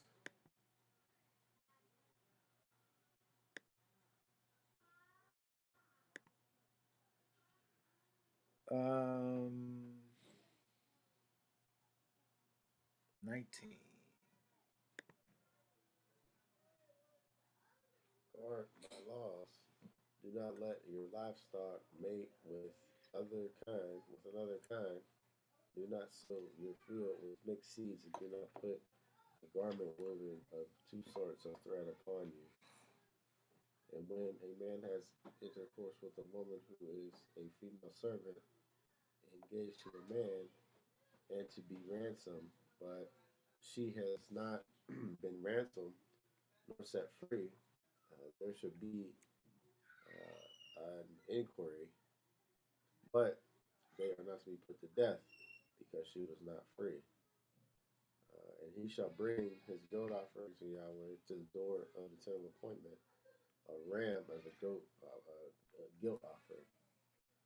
And the priest shall make atonement for him with the ram of the guilt offering before Yahweh for his sin which he has done, and the sin which has been sinned shall be forgiven him. And when you come into the land and have planted all kinds of trees for food, then you shall reckon their fruit as uncircumcised for 3 years. It is as uncircumcised to you. It is not eaten. And in the 4th year, all its fruit is set apart. Praises to Yahweh. And in the 5th year, you eat its fruit, so that its increase is a yield to you. I am now your Elohim. Do not eat meat with blood. Do not. Here, let's stop right there real quick. Let's look over here. It talks about now. See, these people doing all kinds of things over here. You say, do not let your livestock mate with another kind. Sowing your seed with mixed seed. You know, when we get out here and start getting, you know, out in these fields and getting our our crops and things together, we got to get some of these heirloom seeds Yes. because they got all kind of foolishness they doing with these things out here these days. We sitting up I mean we sitting up here in this land in captivity, and you know we try to do what we could do in terms of what we're buying from the store or what have you, but you know we really at the mercy of the grocery stores. Mm-hmm. But when you out here in this land living the way that the Most High has for us to be living in terms of you know growing your food and livestock and all that, you know you got to be sure that putting some real seeds in the ground, right? And he's giving you these things. It's interesting that he gives us these natural things that as we look forward in the Torah, um, there we you can see the spiritual significance that's there in terms of we'll see this later on, further down in the chapter. Um, but over here, there's not a a reason. Don't put garment woven of two sorts of thread upon you. It don't say because. It just says don't do it. Um, in the one place it talks about the wool and the linen. I think it's either further down or in the next chapter, where you know when you dealt with clothes, you either had plant-based clothes or you had animal clothes, and so you know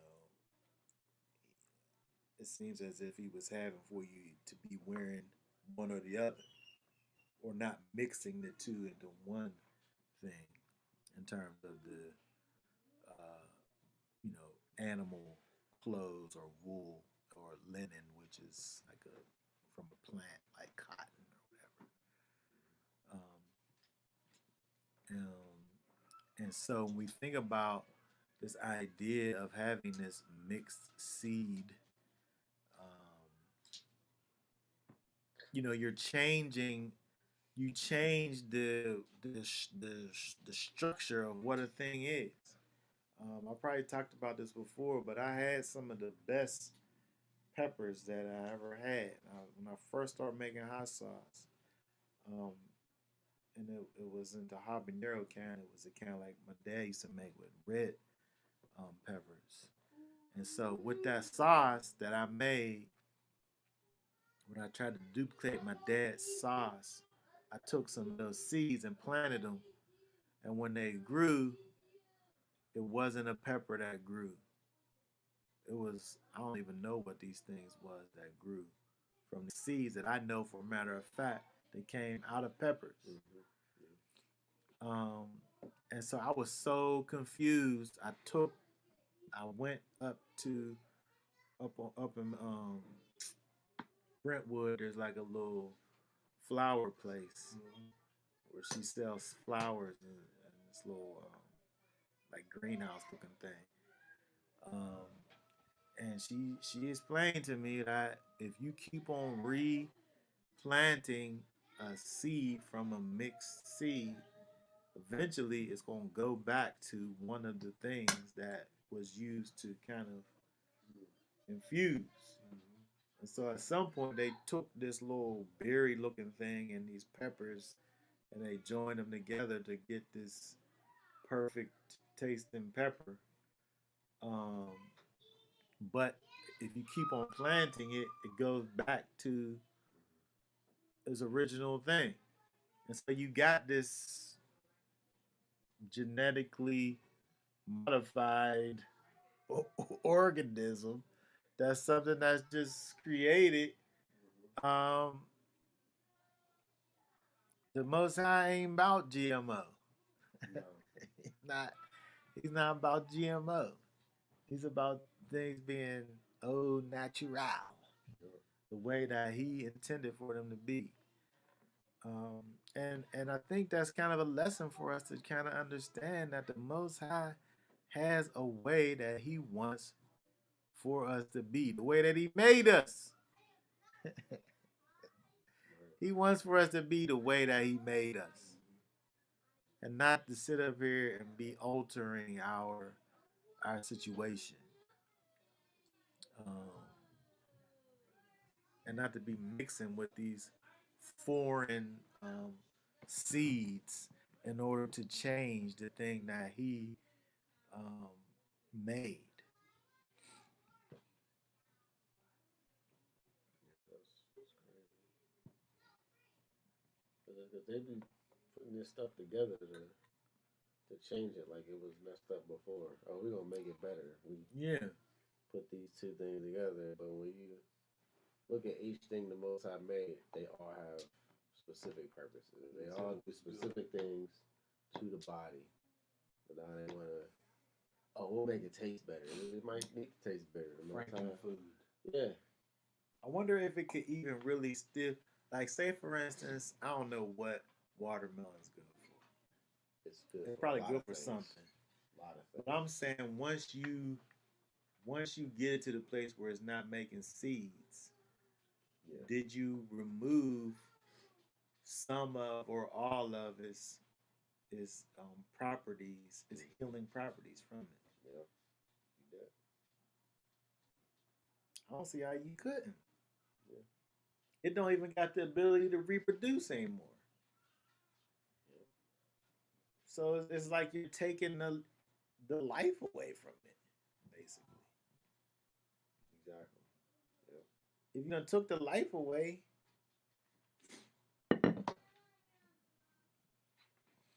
Yeah. What are you eating anymore? that's why we got to get out of here. We got to get out of this place. We got to go over here and get us some some natural seeds, Yeah. and we don't gotta sit up here and depend on these wicked people to feed us. We could just be feeding our own self Exactly. because they doing so many things out here. It's just it's, Can't keep up with it. you can't. No. Like they doing stuff you don't even know that they doing, and they Right. doing it. Mm-hmm. And whatever it is, we just know is they doing something wicked because that's the nature of them. But the lengths at which they going to do all of this stuff is it's unfathomable. Right. All the things that they out here doing.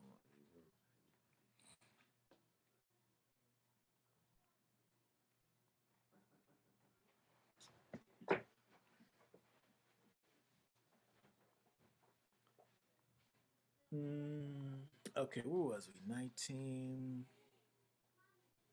talks about going into the land and treating. It says reckon their fruit as uncircumcised. It's like you're not even going into this land and dealing with the stuff that because when you think about Israel going into this native land, this that's the fruit of the wicked people's labors. And so he's saying that you're not gonna go in there and bear the fruit of the wicked. You're gonna let that stuff basically run its course, and by the time there's kind of a renewal of things, then now you're gonna start partaking of it over time. Which I thought that was kind of interesting when you look at it, um, because it's just things that you don't really think about. Um, but I know that when dealing with the way things grow, they definitely have cycles and things that they go through. That if we were really in tune with the Torah and agriculture, we would be able to have a kind of a fuller understanding of things. And when we look at the Torah being given over here, it helps us. Sit down. It helps us to achieve that. It helps us to be connected to the agriculture. When we think about the feast days, they're all connected to agriculture. We see these laws that the Most High has given dealing with letting this letting these vineyards and these fruit trees basically rest for this period of 3 years and not eating them. All of these things have to do with understanding the agricultural ways, the natural ways. The Most High wants for us to be natural, right, and not um, GMO. Right. Now I've been on this natural deodorant for like a couple months now. I'm I'm free. Oh You yeah. hear me?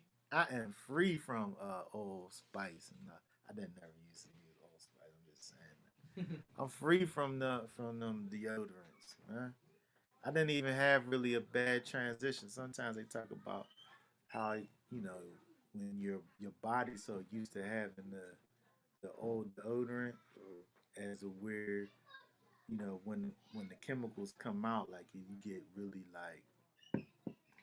like you really have like a serious odor, but it's the chemicals and stuff coming out of your body. Hey man, let me tell you something. I've been made free. Oh yeah. Bro, I've been on this natural deodorant, boy. I ain't never turning back. I've been on it for like a year now. Did you have what was your transition like? My transition was fine. Like Everybody don't have had that problem. yeah, I was having problems with deodorant. I was using like Right Guard and stuff like that. And it was like literally burning my flesh. Mm-hmm. Like my flesh was just peeling off. You know what I mean? It was terrible, man. This is like a lifesaver. Like yeah, I love it. Yeah, and it worked too. Man. I did. I don't want to sit up here and be doing no commercials or nothing. I'm just saying. At the beginning, it was like I was a little odory. And I was like, dang, is this not strong enough or something? You know what I mean? Because it would just wear off fast. Yeah. Because it's a transition period. But once you, and then people don't make it through the transition period, and then they go back. Okay.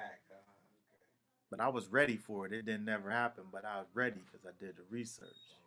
But all I'm just saying, all that just to say, the Most High wants for us to be natural. He's giving us these laws, statutes, and commands that got to do with, nature and agriculture and how to, farm and all of these things. He wants for us to be dealing with everything that we do in righteousness according to his character, all of the things. All right, let's keep on going. Let's drop down to 26.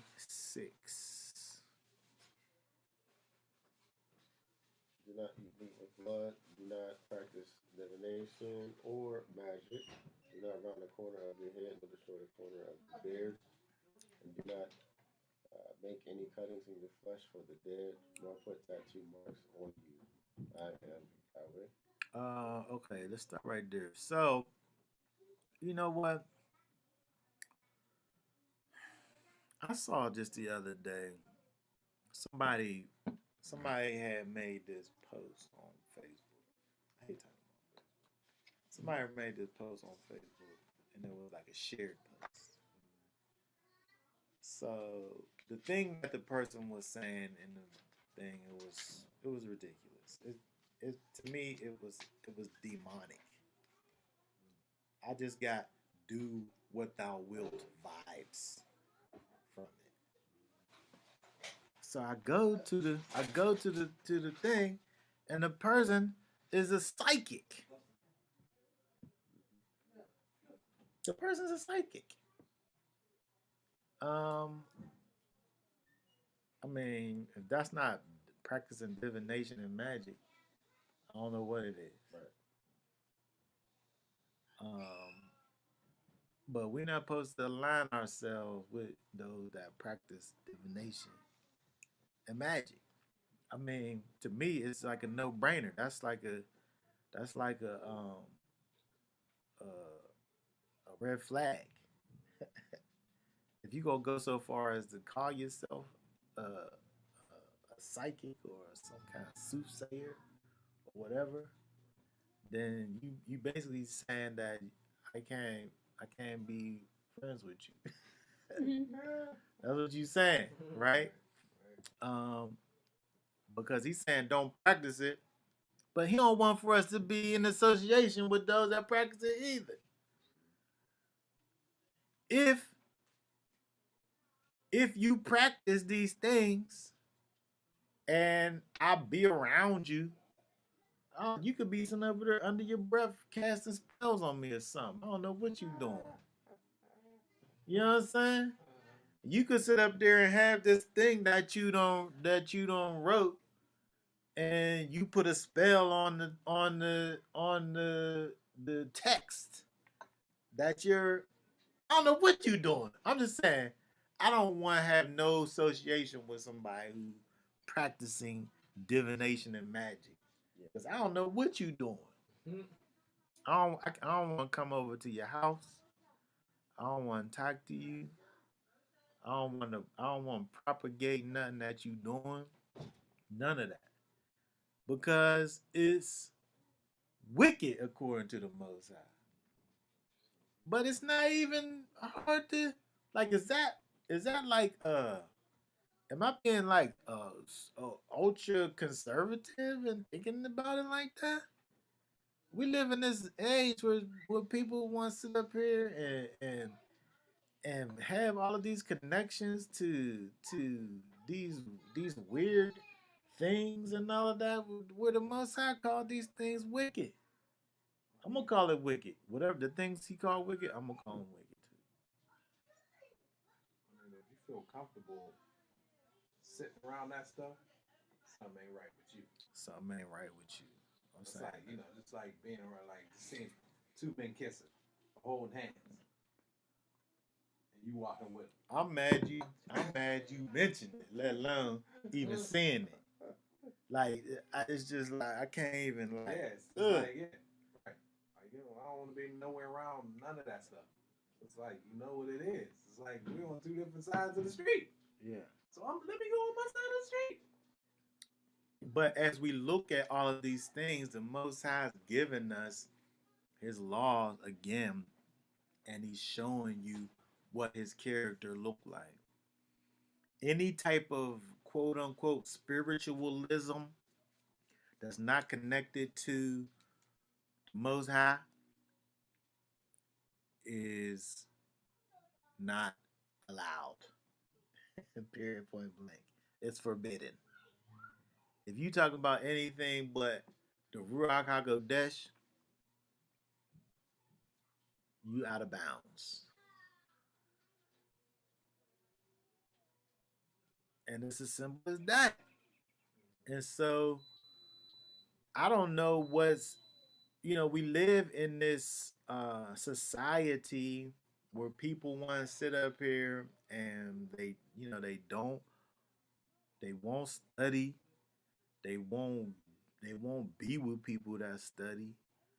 If they do study, they study based on their own understanding, and then they come to these conclusions that makes it okay to co-sign on witches. It's like a Christian witch movement. That don't make any sense. Those two Don't make words no type of sense. don't go. How you Don't make no sense. the book talk against a witch? So if I'm saying I'm a proponent of the Holy Bible, and then also I'm a witch at the same time. I mean, it's a problem.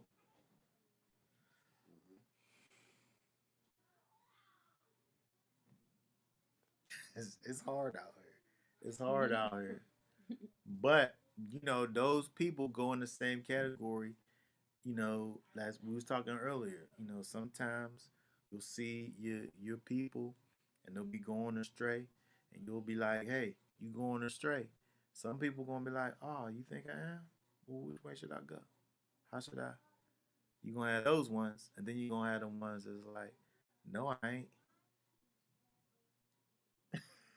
I'm not going astray." No, just the way God want me to go. But you don't have any idea as to how the Most High moves, Right. obviously, Right. because of what you saying and because of what you doing. If you hang out with witches and you saying that this is the way that God want me to go, then I don't know which God you talking about, but it's not the God of Abraham, Isaac, and Jacob. He just ain't dealing with me like he's dealing with You right, cause he ain't the same one. You right. What this person said over here? Teresa said Hebrew women have been caught up in witchcraft in recent years. That's because these so-called Hebrew women don't know who the Most High is, obviously. Because if they did, then they wouldn't be doing that. They wouldn't be sitting up here Smudging. smudging. That's a big. These Hebrew women, and then they get on Facebook talking about it, and then if you say something to them, then they be rejecting rebuke. Yep. They be talking about getting rid of spirits and stuff. But the thing is that Sage. The Most High told you the things that He likes. Mhm. He told you. He gives you a detailed description of what it is that He wants for you to be doing. Yep.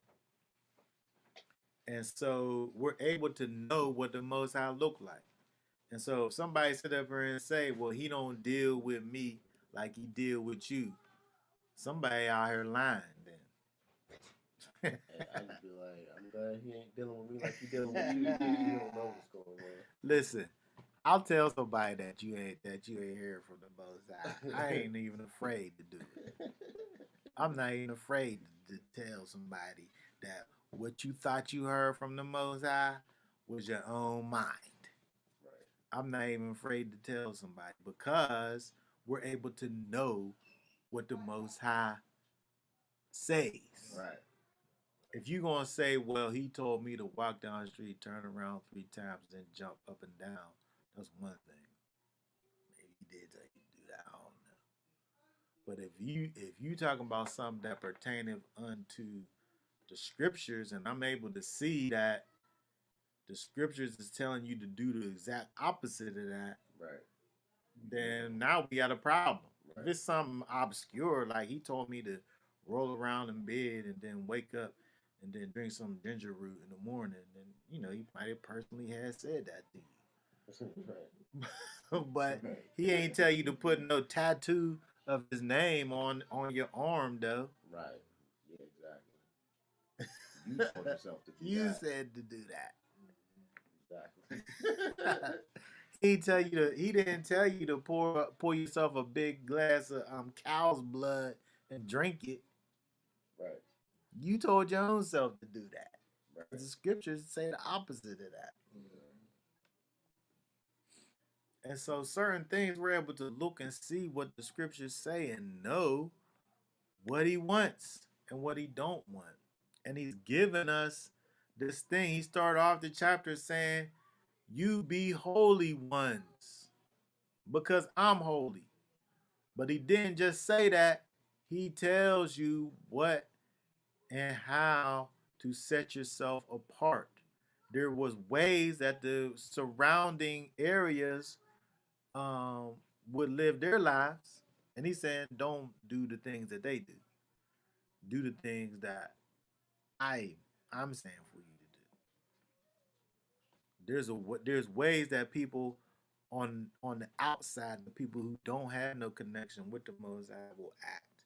How they sit up here and they just be greedy and they want to use up all the resources that they've been blessed with only for their own selves. But the Most High saying, leave some of the things that I've given to you for people who need it. The other nations, they sit up here and they experiment and be making their own kind of different kind of animals and all of this for their own purposes.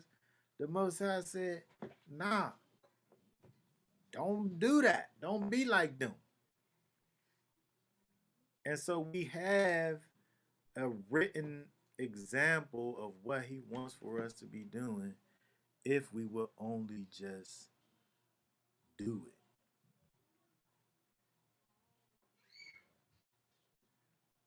Okay? All right, let's keep on going. I want to get down to the bottom of this. Let's see. Um, where'd you go down to? 29. 29. Yeah. Do not profane your daughter by making her a whore so that the land is not whore and the land becomes filled with wickedness. Hold on, just stop right there. when we look at our people right now, our people in general has caused our daughters to be whores. I mean, it's just a terrible thing. You look around and we see how our young ladies and girls and young women parade themselves around as some type of commodity.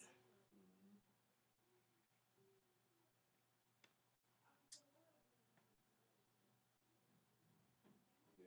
I mean, that's what a whore does, right? A whore, a prostitute, will put on her whorish clothes Right. to cause herself to be attractive to the one that's going to come and pay her the money for her services. Right. Yeah, I don't understand how, you know, you cannot think that you're like dressing like a whore when you're dressing like a whore.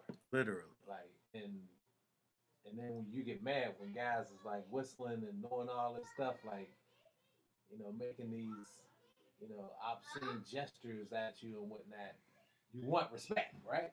They want to be dressed like a whore, but they want to be respected like a woman. The problem is that you're dealing with animals. Right. That's a problem, right?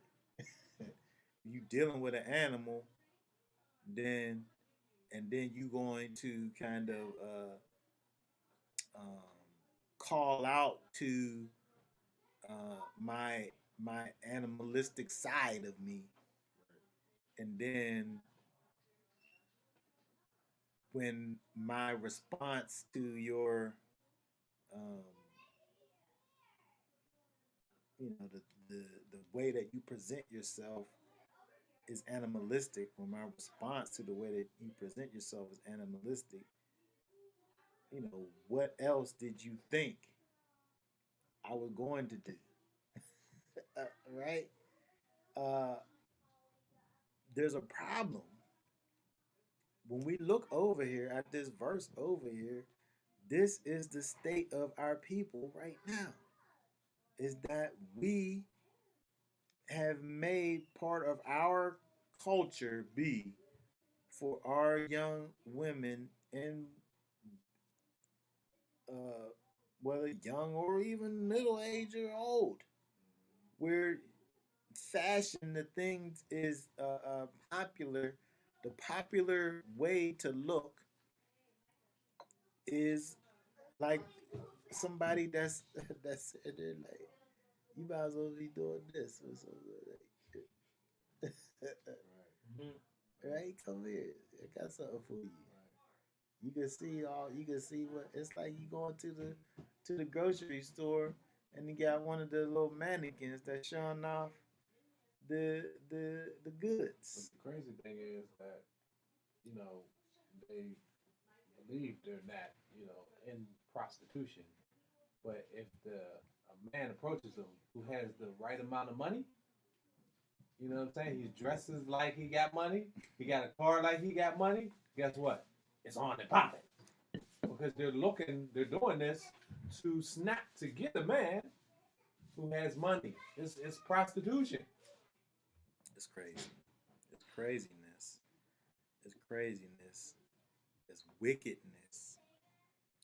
But these people out here, they need Yeshua. They need Yeshua. I can't even just sit up here and say that. Can you imagine what would happen if I just went down and just start talking to people the way that they present themselves to me? There's such a disconnect between the people and reality that I wouldn't even, I couldn't even expect to receive a the proper response if I was to just go and just be like, don't you see that you are really presenting yourself as a prostitute. Like I can even say it nice, and it would be like Right. somebody would be. I just think it's just a nice outfit, right? But this our society that we live in is so wicked, and these people have just devised the wickedness in such a way where do all do all cultures walk around like how our people be walking around? You said the what? Other cultures, Oh, it don't seem like they do. Latin cultures. I was about to say Latinos. Latin cultures. Um, no, but most like you have some African cultures, that are primitive. They walk around butt naked. You know what I'm saying? And but most your Indians, they be overdressed. They be hot. You know what I'm saying? You have your Asians, they dress. You know what I mean? Egyptians and whatnot. Yeah, they be dressing like. I mean, and the Muslims. I mean, they cover from head to toe until they come to America. Until they become Americanized. Yeah, Yeah, they it's wild. Western. Yeah. Yeah, Where so people like are Western, societies. Western societies. Yeah, Yeah, because it's white women too. Yeah, yeah. That's where it comes from. yeah. Matter of fact, I remember. I mean, when I was growing up, it was unheard of to see black women wearing like stuff like Daisy Dukes. That's Right. comes from the Dukes of Hazzard. You know what I Yeah, mean? exactly. You would always see white chicks Right, with Daisy like their Duke. cakes Yeah, hanging out. exactly. That's where it comes from. Yeah, And we took it and on. then we took it on. Because you go back in the 50s, It wasn't there. 60s. We was class. Exactly. We was the beacon of class. And I think Now that's like yeah, we became more. It's that's like crude. the scriptures literally where it tells us to be separate and to come Right. out from amongst them. Like literally integration. When we integrated, we literally start becoming like them. And not only that, they paid, they put big money to influence us. Like, I mean, I see why people do it. It's like clearly they don't have the spirit. They're just spiritually discerned and tapped fully into their carnal mind, like Right. fully tapped in. And the enemy literally paid themselves and our people off to push it. And then it goes back into being paid. That's harlotry. Being what I mean. Whore, Being yeah. paid to. Be a whore to the be a nations. whore. Yeah, It's like all these women you see on TV doing music. They're literally getting paid yeah. to be whores. And that's what the And little then they girls call them look at. queens. Queens, Queen yeah. B. Yeah, Yeah, you're a queen bee, all right. But it ain't BEE. it's women's empower. It's empowering. But these women done got X amount of millions, and you here in the hood broke, thinking you going idolize and imitate that. They telling you to do this, and that. Completely opposite of what life is. You know what I mean? yeah. I want to drop down now that we start talking about this. I want to drop down just to the next chapter. If we was just to read 1 through 5. And y'all always spoke to Moshe saying, say to the children of Israel, any man of the children of Israel, or the strangers who sojourn in Israel, who give any of his offspring to Molech, shall certainly be put to death. The people of the land shall stone him with stones. Then I shall set my face against that man, and shall cut him off from the midst of his people, because he has given up his offspring to Molech, so as to defile my set apart place, and to profane my set apart name. And if the people of the land at all hide their eyes from the man, and gives any of his offspring to Molech, and do not kill him, then I shall set my face against that man and against his clan, and shall cut him off, and all who go whoring after him, even go whoring after Molech for the midst of their people. Okay, very good. So we talked a little bit about this last week in terms of sacrificing of our children to these foreign gods. Okay, and so, but this thought, can really be expanded upon because when you think about the idea of the sacrificing of your child, this gift we talked about this earlier, this gift that the Most High has given to you, that you actually are forsaking that gift and giving that gift over unto another God.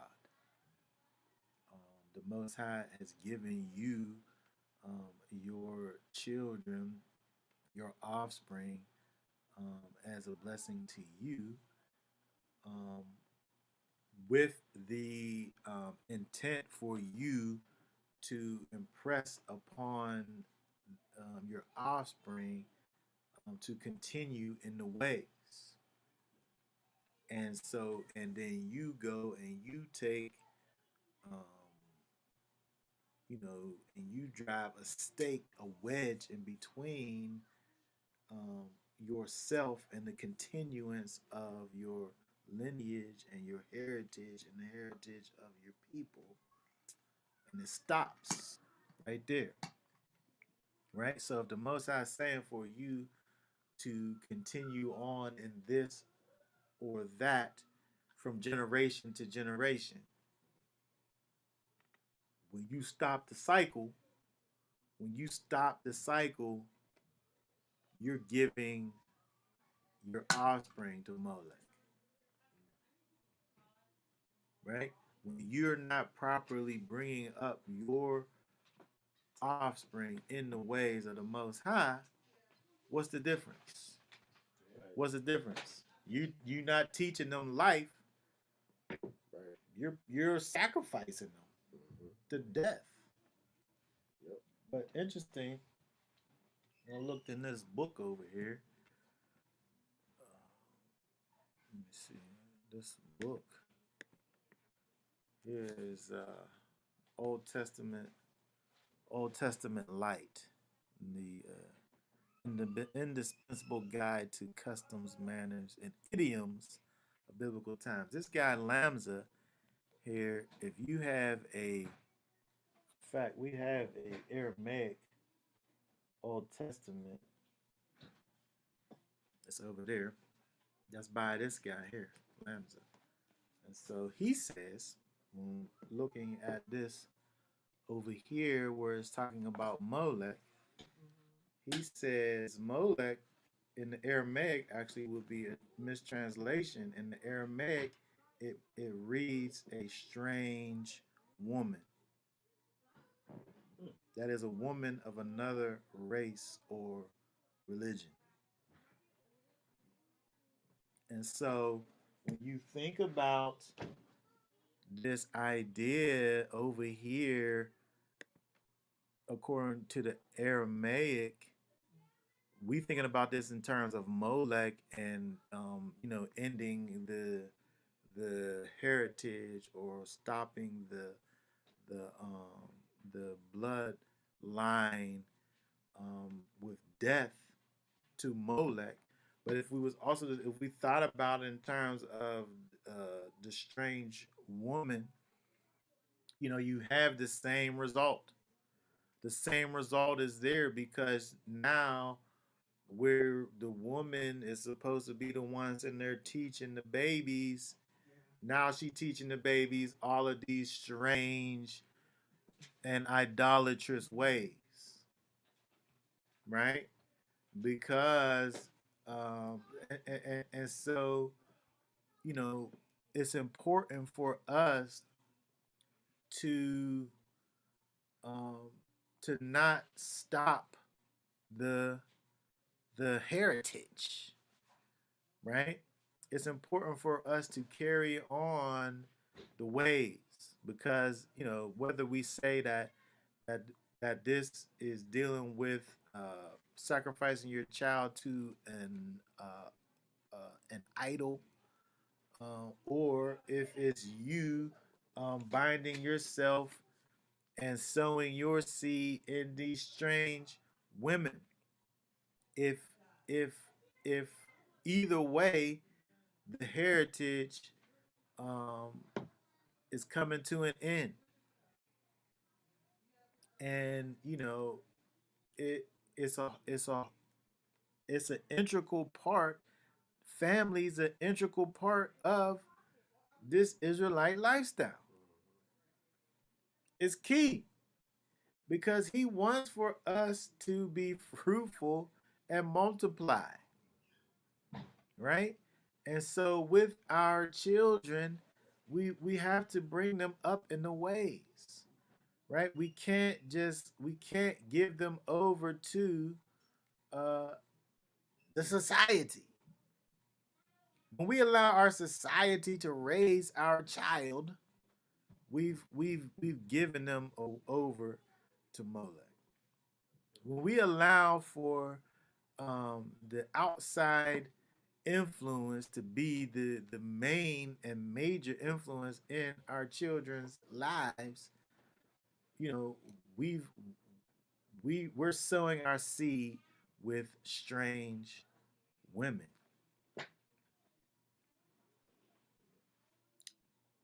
The we started talking about from the beginning the fact that the Most High said that he calls for Israel, the children of Israel, to be holy because I am holy. We have to be able to not allow for these outside influences to be the things that rule and reign in our lives.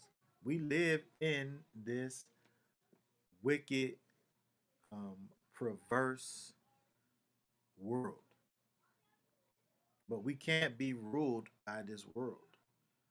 Um, we got to be ruled by the Most High. We got to be ruled by Yeshua Hamashiach. We got to be ruled by the Ruach HaKodesh living on the inside of us, causing us to walk out these laws, statutes, and commands. When we think about the fact that, um, we don't really even know what Molech looked like, right? We don't know about these things necessarily, but from a principle standpoint, it's kind of black and white. From a principle standpoint, understanding that the Most High don't want for us to be influenced by these things that are not of Him.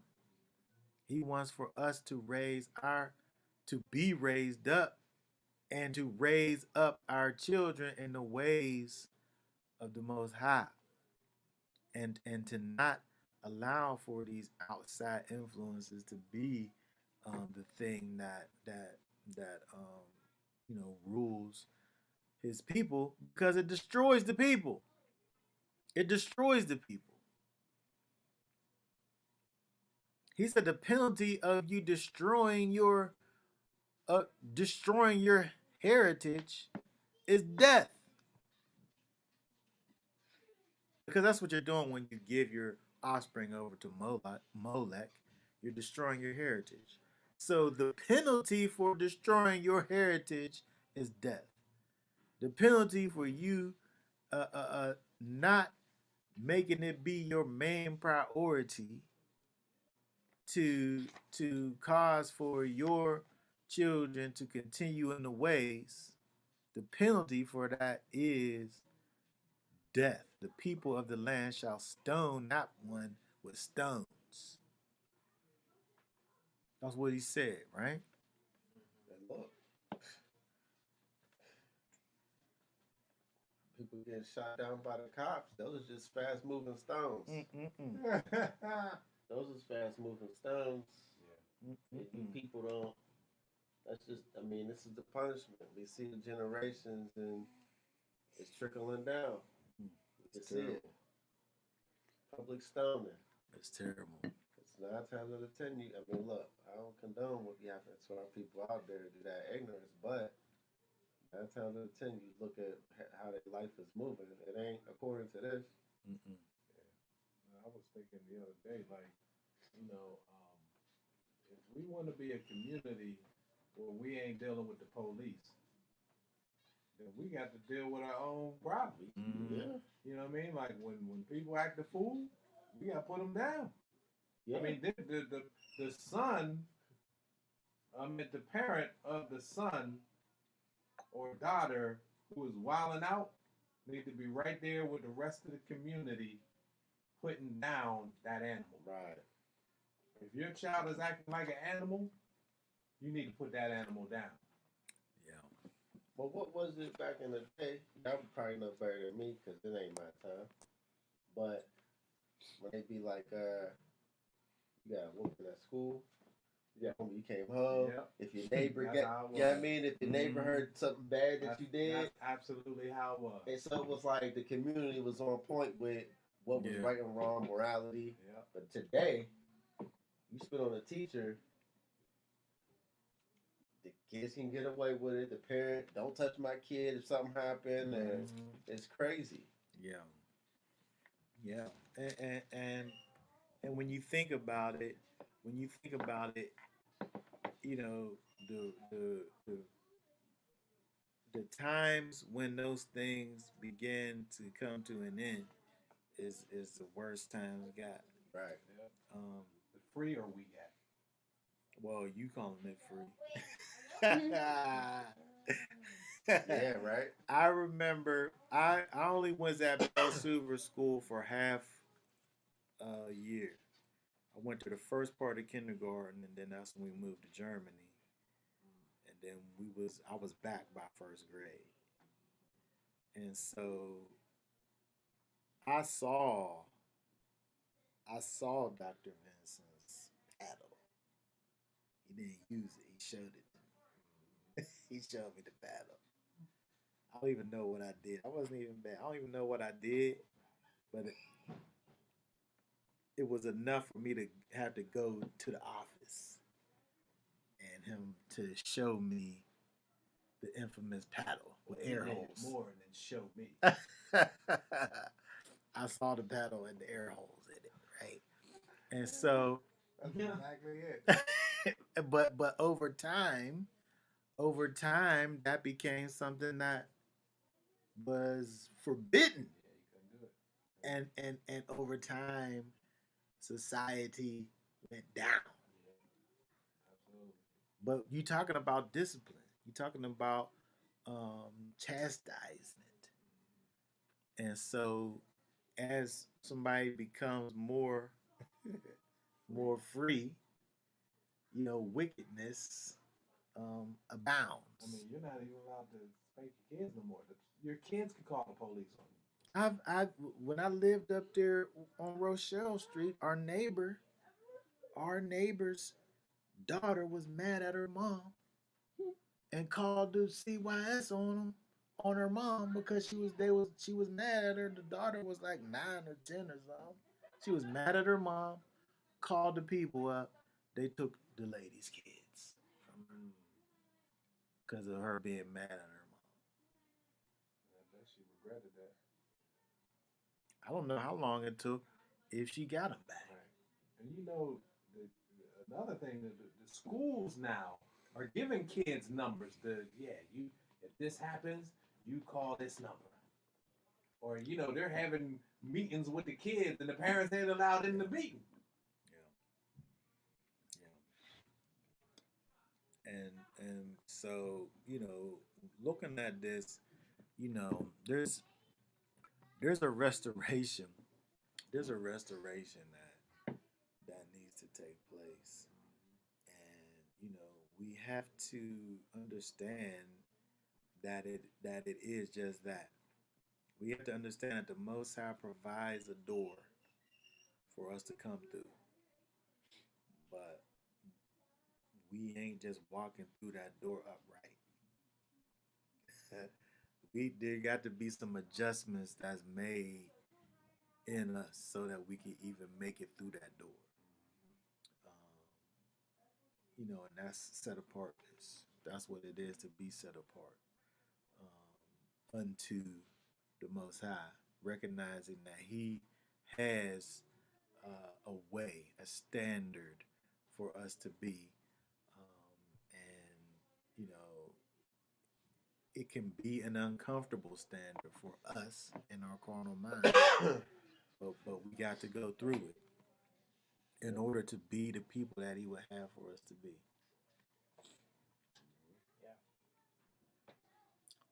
Okay, so for now, I think we're going to go ahead and stop. We'll pick back up on chapter 20 on next week, y'all willing. Um, unless anybody have any thoughts, last questions, thoughts, comments before we go ahead and be done with this.